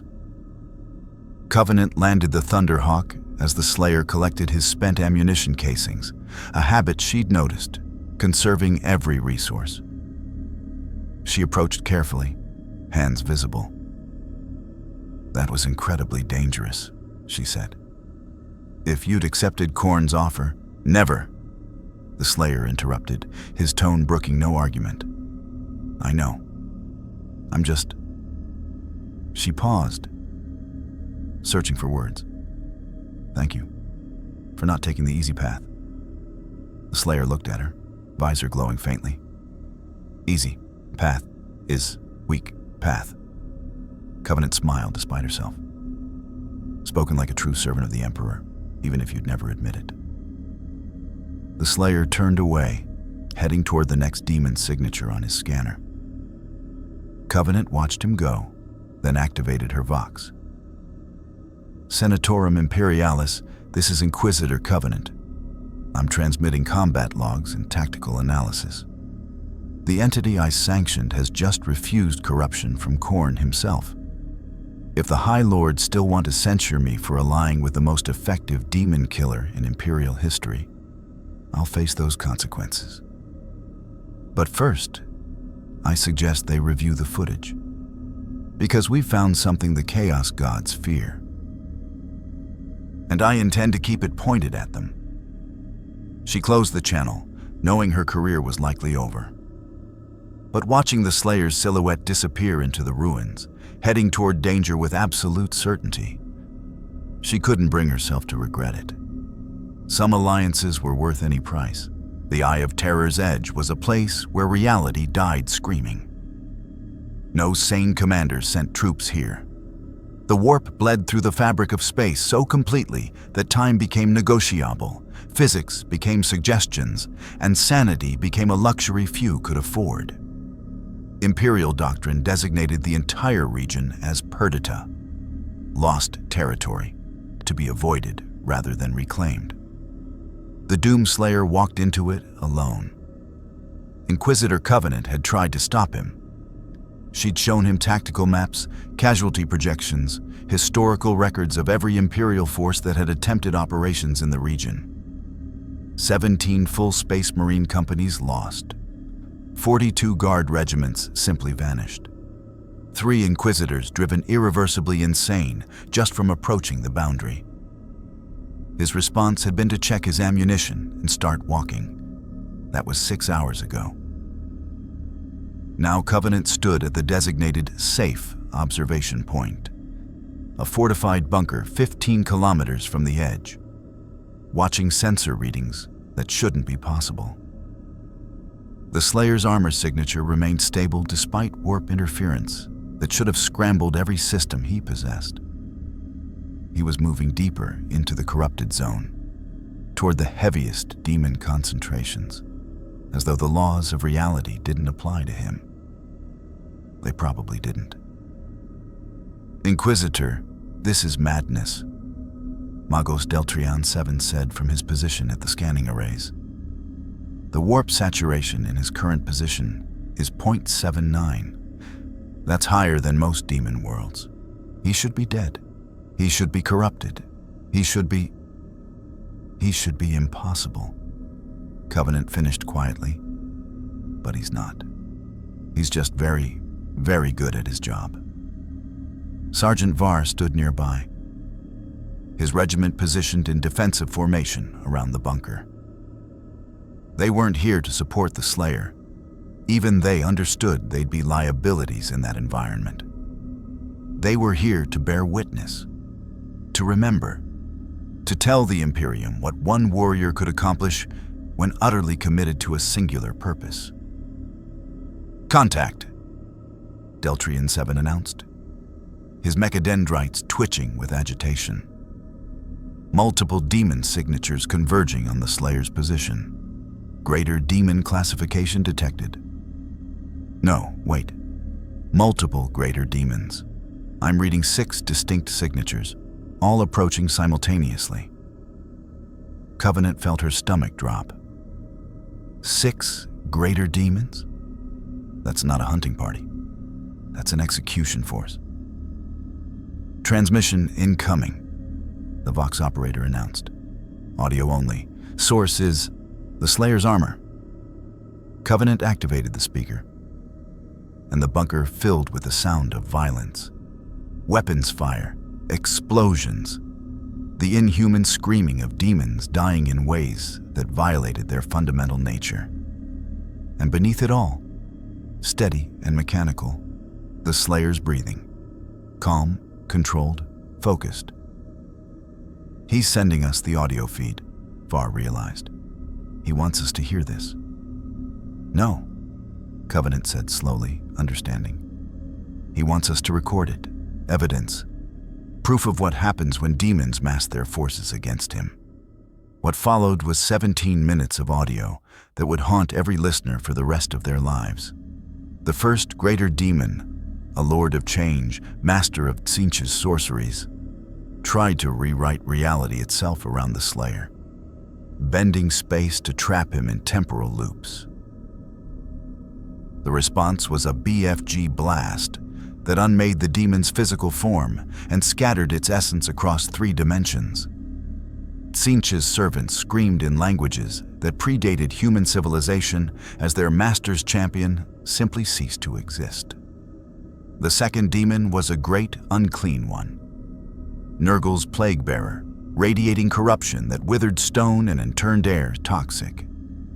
The audio captured the sound of the Slayer's flamethrower, another weapon he'd acquired from a fallen guard regiment and modified. Burning through necrotic flesh with cleansing fire, the demon's laughter became screaming, then silence. 3 more demons attacked simultaneously. 2 keepers of secrets serving Slaanesh, and another bloodthirster. The audio became a cacophony of violence. Chain gunfire, plasma detonations, the distinctive crack of the super shotgun, the energy hum of the crucible blade carving through immaterial flesh. And through it all, the Slayer's breathing never changed, never quickened with panic, never slowed with exhaustion, just steady and mechanical, inevitable. When the audio suddenly cut to the sound of footsteps on broken stone, Covenant realized with shock he'd won. 6 greater demons, the kind of force that could devastate hive cities, and he'd killed them all. Covenant. The Slayer's voice was rough, strained in ways she'd never heard before. Still, here, still, hunting. Emperor's mercy, Var whispered. He's not calling for extraction. He's just confirming he's operational. How badly damaged is he? Covenant demanded, studying the sensor readouts. Deltrian, analyze his armor's energy signature. The Magos worked in silence for 30 seconds. When he spoke, his voice carried genuine concern. Armor integrity at 42%, shield generators offline, multiple weapon systems depleted or destroyed. He's operating at minimal combat effectiveness. Pull back. Covenant transmitted immediately. Slayer, you've done enough. Return to Imperial lines for repair and resupply. That's not a request. That's a tactical assessment. You cannot continue at your current operational capacity. The response took longer than usual. When it came, the Slayer's words were measured, deliberate. 1. More. Target. Negative. Whatever target you've identified, it can wait until Warp, Rift, Major, Designation, Crimson, Maw, Source, of, Local, Incursions. I seal it today. Covenant's blood ran cold. The Crimson Maw. Intelligence reports classified it as the largest stable warp rift within 100 kilometers. A permanent tear in reality that had been spewing demons for months. 3 separate Inquisitors had declared it impossible to close without orbital bombardment. And orbital bombardment in this region would just make things worse. Slayer, listen to me carefully, Covenant said, injecting command authority into her voice. The Crimson Maw is beyond your current capabilities. You're damaged. You're depleted. You need support. If you attempt this alone, you will die. Acceptable. The word was flat, emotionless, terrifying in its certainty. It's not acceptable. Covenant slammed her fist against the console. You're worth more than a suicidal charge against impossible odds. Fall back, regroup, and we'll mount a proper assault with Space Marine support. No. Time. The Slayer's breathing was labored now, each word costing effort. Rift, growing days, maybe hours, before warp, storm, manifests. Millions die, if delayed. Covenant wanted to argue, wanted to order him to stand down. But she'd seen his tactical assessments before. Cold, precise, accurate. If he said the rift was accelerating toward critical mass, he was probably right. Then let us help, she said quietly. I can have a Space Marine strike force from the Crimson Fists here in 6 hours. We'll assault the rift together. 6 hours, too long. The audio crackled with weapons fire. The Slayer was already engaging whatever defended the rift. Tell, story, covenant, when, this ends, tell, them, why. Why what? But Covenant already knew the answer. Why? One. Warrior. Mattered. The transmission cut to static. Covenant stood frozen, her mind racing through options that didn't exist. She could order Var's regiment forward, but they'd die before reaching the Slayer's position. She could request orbital fire support, but the warp interference would scatter the strikes uselessly. She could. Inquisitor. Deltrian 7's voice was tight. New readings from the Crimson Maw. The rift is collapsing. No, not collapsing. Being sealed. From the inside. That's impossible. Covenant breathed. You can't seal a warp rift from inside it. The energies would tear you apart at the molecular level. Apparently, someone forgot to inform the Slayer of that impossibility. The sensor readings told a story that defied everything Covenant understood about warp mechanics. The Slayer had entered the rift itself, walking into pure Imperium energy, and was somehow using his armor systems to create a counter-resonance field.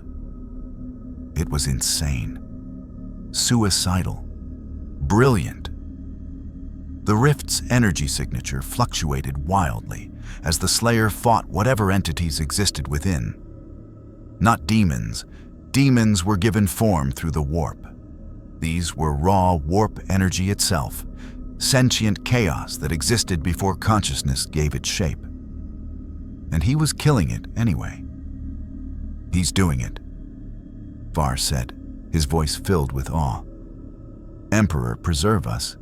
He's actually sealing the rift. The process took 43 minutes. 43 minutes of the Slayer, fighting alone against the fundamental forces of chaos, his armor integrity dropping with each passing second. 30%, 20%, 15%, at 8% armor integrity. The Crimson Maw collapsed. The sensor readings showed the rift contracting rapidly, folding in on itself, sealing from the edges inward. The massive demon conduit that had plagued Cadia's ruins for months simply ceased to exist, replaced by stable reality that would, according to Deltrian 7's calculations, remain sealed for at least a century. Slayer, Covenant transmitted urgently. Respond. What's your status? Silence. Slayer, this is Covenant. Confirm your status immediately. More silence. The sensor array showed his armor signature, but it was faint, flickering, barely detectable. I'm going after him, Covenant said, already moving toward the exit. Inquisitor, the radiation levels alone. Deltrian 7 began. I don't care. He just saved millions of lives.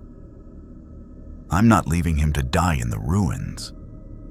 She grabbed her force sword and bolt pistol. Sergeant Var, you're with me. The rest of you maintain position and prepare medical support. They found him 3 kilometers from where the Crimson Maw had been, collapsed against the broken remains of an imperial statue. His armor was scorched black, cracked in dozens of places, leaking fluids that might have been coolant or blood or both. The visor's glow was dim, barely visible. Covenant knelt beside him, her witch sight flaring involuntarily. What she saw made her gasp. His soul, if that's what it was, burned with fire that was neither warp-born nor demon-touched. Pure, absolute, undiluted purpose. The kind of determination that transcended mortality and became something else entirely. Slayer, she said gently. Can you hear me? The visor flickered. A mechanical sound, his helmet speakers trying to function through damaged systems. Then, barely audible. Rift, sealed? Yes. It's sealed. You did it? Good. The word was satisfied, final. His hand moved weakly toward his belt, touching weapon mounts that were empty, destroyed, or depleted. No, ammunition left. That's fine. You're done hunting. For today, at least. Covenant activated her Vox. Medical team, we have the Slayer. Prepare for emergency repairs, and contact the Mechanicus. We're going to need their best tech priests for this. Covenant. The Slayer's voice was fading. Message from before. Remember? About telling your story? Yes, I remember. Not. Story. Warning. Each word was labored. More. Rifts coming across galaxy chaos. Growing. Stronger. You need more. Warriors. Like me. Covenant felt tears sting her eyes, surprising herself with the emotion. There are no warriors like you. You're unique. Wrong. The Slayer's hand found hers, gripping with failing strength.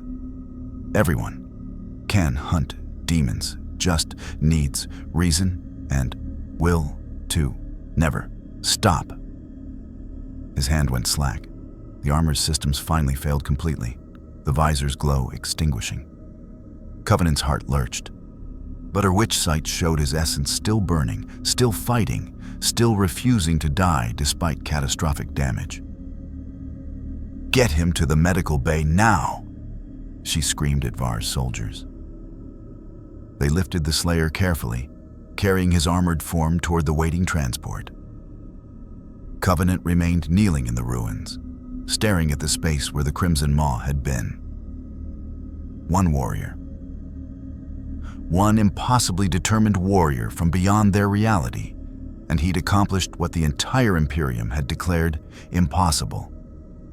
And he'd done it because it needed doing. No glory, no reward, no recognition beyond a handful of witnesses who'd watched him walk into hell alone. She understood now. Understood what he'd been trying to tell her. The Imperium spent so much effort on politics, doctrine, hierarchy, all the structures necessary for civilization. But sometimes, rarely, what you needed was someone who simply refused to stop, who saw a threat and eliminated it, regardless of cost or consequence. The Imperium called such people heroes. The Slayer would have called it Tuesday. The Doomslayer woke 3 days later in a Mechanicus Medicae facility, his armor removed for the first time since arriving in the 41st millennium. He assessed his situation with mechanical precision. Secured medical bay, reinforced restraints on the examination table. Broken, he'd tested them unconsciously. Multiple tech priests monitoring systems, and standing in the corner with arms crossed, Inquisitor Covenant. "You're awake," she said, relief evident in her voice. "Good. We weren't sure you'd survive. Your injuries were extensive."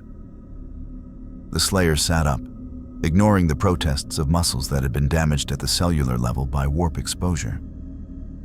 His body ached, a novel sensation after so long in the Praetor suit's life support systems. He looked down at himself. Bandaged torso. Dozens of surgical augmentation points where the Mechanicus had worked to repair damage, and most noticeably, his bare hands. Human hands. Scarred, calloused, marked by centuries of violence, but human nonetheless. "Where is my armor?" His voice was rougher without the helmet's processors, but still understandable. "Being repaired," Covenant assured him. "Magos Deltrian 7 is personally overseeing the work. He says it's the most fascinating technological challenge of his 3-century career. Your armor's self-repair systems are functional but slow. It'll be operational again in approximately 72 hours. The Slayer processed this. 72 hours without the Praetor suit. Vulnerable, mortal. He tested his limbs. Full range of motion, strength diminished but present, reflexes intact. He could fight if necessary, but nowhere near full capacity. Relax, Covenant said, reading his body language. You're safe here. The facility is secured, and every soldier in the sector knows what you did. You're not a prisoner, you're a patient. Demons don't wait for patience. The demons can wait for 3 days. You've killed enough of them to earn a rest. She pulled up a chair, sitting at eye level with him. The Crimson Maw's closure has reduced demon manifestations in this sector by 67%. The remaining incursions are being handled by guard regiments. Your example has inspired them. They're fighting harder, smarter, refusing to retreat. You've given them something the Imperium's propaganda couldn't: proof that demons can be beaten. The Slayer listened in silence, his expression unreadable. Covenant continued. The High Lords of Terra have revised their assessment of you. My censure has been lifted. Instead, they're demanding a full report on your capabilities and a recommendation for how to integrate you into Imperial military doctrine. She smiled wryly. They want to turn you into a weapon they can control. I told them to go perform anatomically improbable acts upon themselves. That got a reaction. A slight twitch at the corner of the Slayer's mouth that might have been amusement. You're not a weapon, Covenant said firmly. You're a soldier. There's a difference. Weapons don't choose their targets. Soldiers do. And you've proven you choose wisely. She leaned forward. So here's my question. What happens now? The Crimson Maw is sealed, but you're right. There are more rifts, more demon incursions. The galaxy is vast, and chaos is everywhere. What do you want to do? The Slayer considered this for a long moment. Then he spoke, his words careful and deliberate. Hell found me here in your universe. He met her eyes directly. Same. Rules apply. Demons exist. I kill them until none remain. That could take millennia, Covenant pointed out. The war against chaos has lasted 10,000 years. It may last 10,000 more. Good. The word carried weight that transcended its simplicity. I have time. Covenant studied him, this warrior from beyond, this impossible force that had crashed into their grimdark future and refused to break. You understand what you're committing to? An eternal war with no victory condition, no end state, just endless fighting until you finally fall? The Slayer's response was immediate. Already. Committed. Long before. Here. And Covenant understood. This wasn't new for him. He'd been fighting this war in his own reality for so long that it had become his identity. The 41st millennium hadn't changed him. It had simply given him a larger battlefield. Then I'll help, she said. I can provide intelligence, coordinate with Imperial forces, ensure you have supplies and support. But I need something from you in return. The Slayer tilted his head, listening. Train them, Covenant said. The guard regiments, the PDF forces, even some of the younger Inquisitors. Not to be like you, that's impossible. But to think like you. To see demons not as unstoppable horrors, but as enemies that can be killed with proper tactics and determination. Show them how to fight without fear. The Slayer was silent for 5 seconds. 10. Then, not. Teacher. You don't have to lecture. Just let them watch. Let them learn by example. Covenant gestured toward the door. There are 300 soldiers outside this facility right now. They followed you into the Eye of Terror's edge. Not physically, but spiritually. They heard the audio from your fight with 6 greater demons. They know what you did to the Crimson Maw. To them, you're proof that humanity can win this war.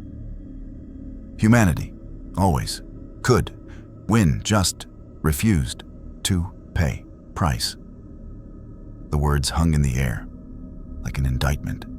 Covenant wanted to argue, wanted to explain the Imperium's impossible position, the constant trade-offs between survival and damnation, the terrible choices that had to be made. But looking at the Slayer's scarred hands, at the evidence of countless battles written on his flesh, she realized he already understood. He simply didn't care about the politics or the justifications. He cared about results. "The price you pay," she said quietly, "is that you'll never rest, never stop, never know peace. Is that really worth it?" The Slayer looked at her with eyes that had seen horrors beyond mortal comprehension and emerged not broken, but refined.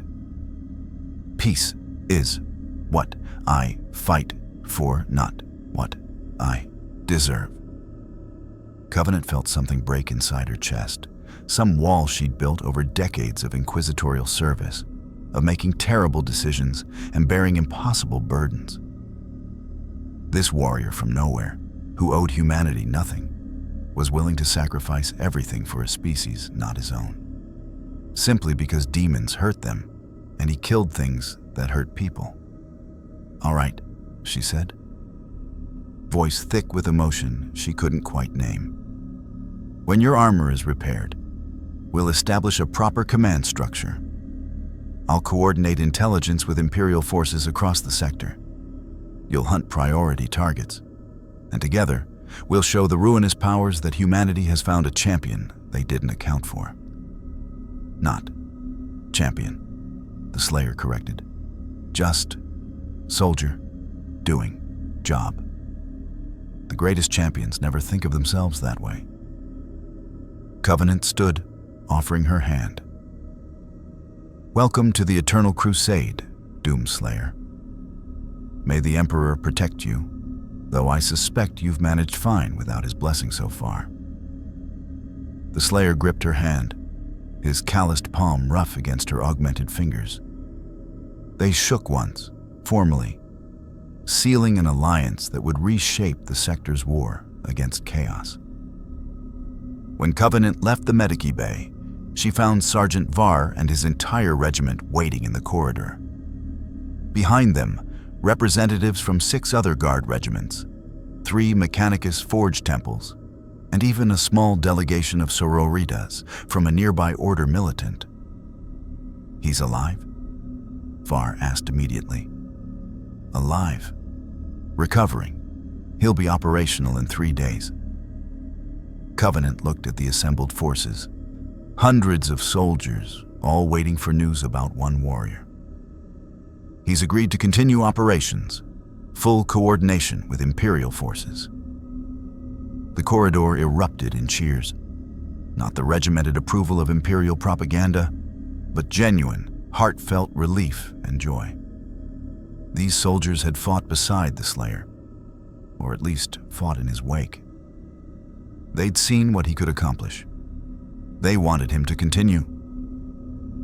"Sergeant Var," Covenant said when the noise died down, "I'm assigning the 17th Cadian Remnants as primary liaison force.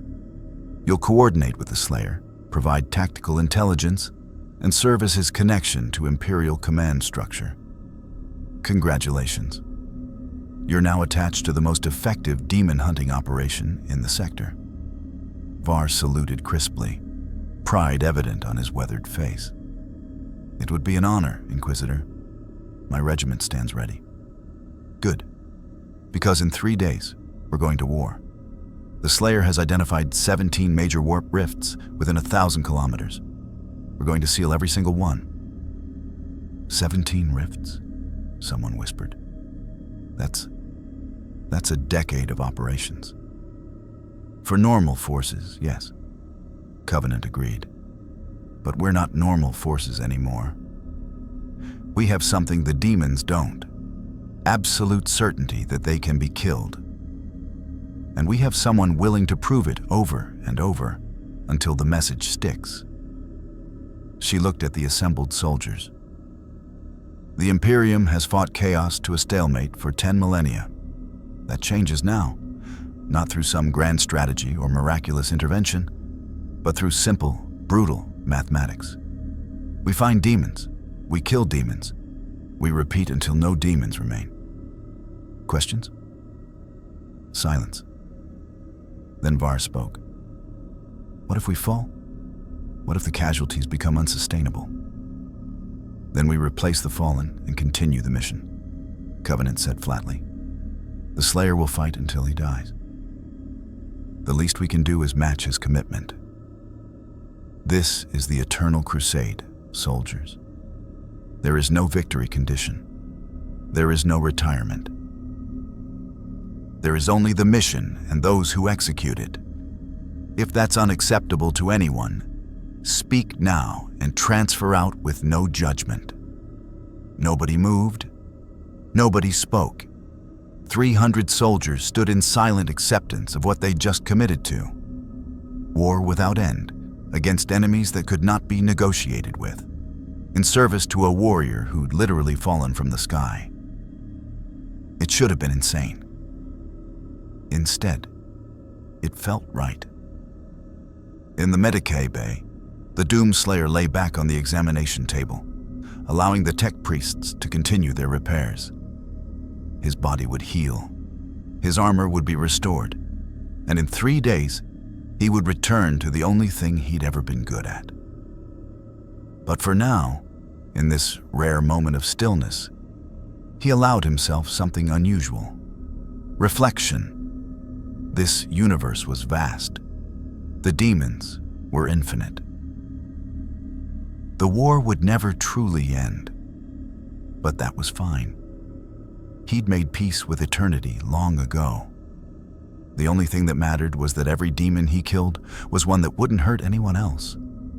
Every rift he sealed was one less doorway for corruption to enter. The mathematics were simple.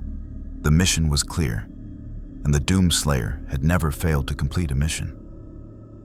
He closed his eyes, conserving strength for the battles ahead. Somewhere in the warp, the Chaos Gods watched and schemed, trying to determine how to counter this impossible warrior who defied every rule of their game. They would fail. Not because the Slayer was invincible, he wasn't. Not because he was blessed by some greater power, he wasn't. But because he possessed something the Chaos Gods could never understand. The absolute refusal to stop, regardless of cost or consequence. He was inevitable, patient, eternal, and hell, in all its forms, across all realities, was learning what that meant. 3 months after the Crimson Maw's closure, the sector designated Cadia Secundus had been transformed from a demon-infested graveyard into a contested war zone where humanity held the advantage. 17 major warp rifts sealed. 43 demon incursions repelled. Over 3,000 chaos entities confirmed eliminated. The numbers told one story. The reports from guard commanders told another. Morale at levels not seen since before the fall of Cadia. Recruitment rates tripling. Soldiers fighting with renewed purpose instead of grim resignation. The Doomslayer had become legend, not through propaganda or imperial decree, but through witnessed action.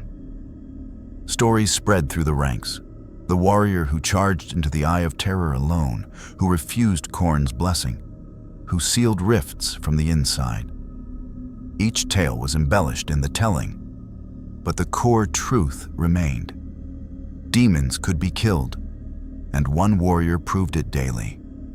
Inquisitor Covenant stood on the ramparts of Forward Base Adamant, watching the Slayer prepare for another hunt. His Praetor's suit had been repaired and upgraded. Magos Deltrion 7 had integrated Imperial power cells and ammunition fabrication systems, without compromising the original design. The armor gleamed dark green in the ash-filtered sunlight, and every weapon was loaded, checked, ready. Sergeant Var's regiment stood in formation nearby, preparing to deploy as tactical support.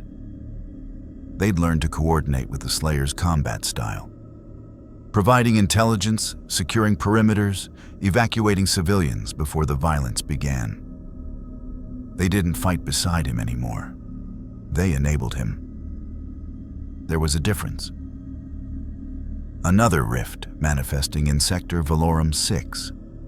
Covenant transmitted through the Vox network. Greater demon signatures detected. Estimated enemy strength. Significant. The Slayer's response came immediately through his helmet's speakers, his Gothic still accented but clear. Understood. En route. He began walking toward the deployment zone, and Covenant found herself smiling despite the grim situation. 3 months ago, he'd barely spoken. Now he communicated efficiently, coordinated with Imperial forces, even showed something approaching camaraderie with Var's soldiers. He was learning, adapting, becoming not just a warrior in the Imperium, but part of it, while remaining fundamentally himself. The question that haunted her was how long this could last. The Slayer fought with absolute commitment, but even he had limits. Eventually, inevitably, he would face something he couldn't kill. Some situation where even his determination wasn't enough. Or perhaps not. Perhaps that was the point. Perhaps the galaxy needed someone who simply refused to accept defeat, who fought regardless of odds or probability. The Imperium had spent 10,000 years managing its slow decline, accepting that chaos could only be contained, never defeated. The Doomslayer rejected that logic entirely. Demons existed, therefore they must die. It was mathematical, inevitable, as certain as gravity. Covenant, the Slayer's voice interrupted her thoughts. He'd stopped at the base's exit, turned back to face her. Question, yes? This war, your Imperium, fights 10,000 years. No. Victory. He paused, helmet tilted slightly. Why? Still. Fight? Covenant considered the question carefully. Because the alternative is extinction. We fight because we must. Because to stop fighting is to surrender everything humanity has built. It's not about winning anymore, it's about surviving. The Slayer was silent for a long moment. Then, wrong. Answer. Oh, and what's the right answer? You fight because you can. His hand tapped his chest plate. Because warriors still exist, because demons haven't won yet. He gestured at Var's regiment. Because they choose to stand even when told victory impossible. Covenant felt her throat tighten. You're saying we fight because fighting is what we do? Fight. Because worth fighting for. The Slayer turned toward the wastes beyond the base. Imperium thinks war is burden. Wrong. War is purpose. Galaxy full of things that hurt people, so someone must hurt them back. Simple. He walked through the gates without waiting for response, heading toward another impossible battle with absolute certainty. Covenant watched him go, understanding finally clicking into place. The Imperium had forgotten why they fought, buried it under bureaucracy and doctrine and grim necessity. They'd transformed war from a means to an end into an end unto itself. Fighting because they'd always fought, holding ground because they'd always held it. The Doomslayer remembered, or perhaps had never forgotten. He fought not because he had to, but because people needed protecting and he was capable of providing it. The mathematics were simple. The execution was hard, but the purpose was pure. Inquisitor. Magos Deltrian VII's voice crackled through the Vox. I've been analyzing the Slayer's operational patterns.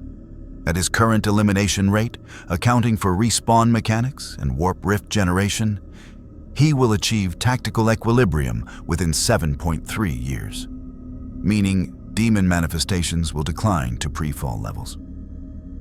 7 years. Covenant murmured. The Imperium couldn't accomplish that in 10,000. The Imperium never had the Slayer. Covenant smiled grimly. No, we never did. But we do now. In the distance, weapon fire echoed across the wastes. The Doomslayer had engaged his targets. Another demon incursion being systematically dismantled by a warrior who'd fallen from beyond reality and decided this universe's demons needed killing. The Imperium would continue its eternal struggle. The Chaos Gods would continue their great game. The galaxy would burn and bleed and die as it had for millennia. But in one small sector of a broken world, something had changed. Not through divine intervention or technological miracle, but through one warrior's absolute refusal to accept defeat. Through his example, thousands of soldiers were remembering that demons could be killed, that chaos could be fought, that humanity's war wasn't unwinnable, just unfinished. The Doomslayer would hunt until no demons remained, or until he fell. Given his track record, Covenant suspected the demons would run out first. And if they didn't, if the eternal war truly had no end, then he'd fight anyway. Because that's what soldiers did. They identified the enemy, engaged the enemy, eliminated the enemy, over and over, without glory or recognition, until the mission was complete or they died trying. In the grim darkness of the 41st millennium, there was only war. But now, for the first time in 10,000 years, war had found an opponent it couldn't grind down, an enemy it couldn't corrupt, a warrior it couldn't break. Hell had tried to stop him. It failed. Now it was Chaos's turn.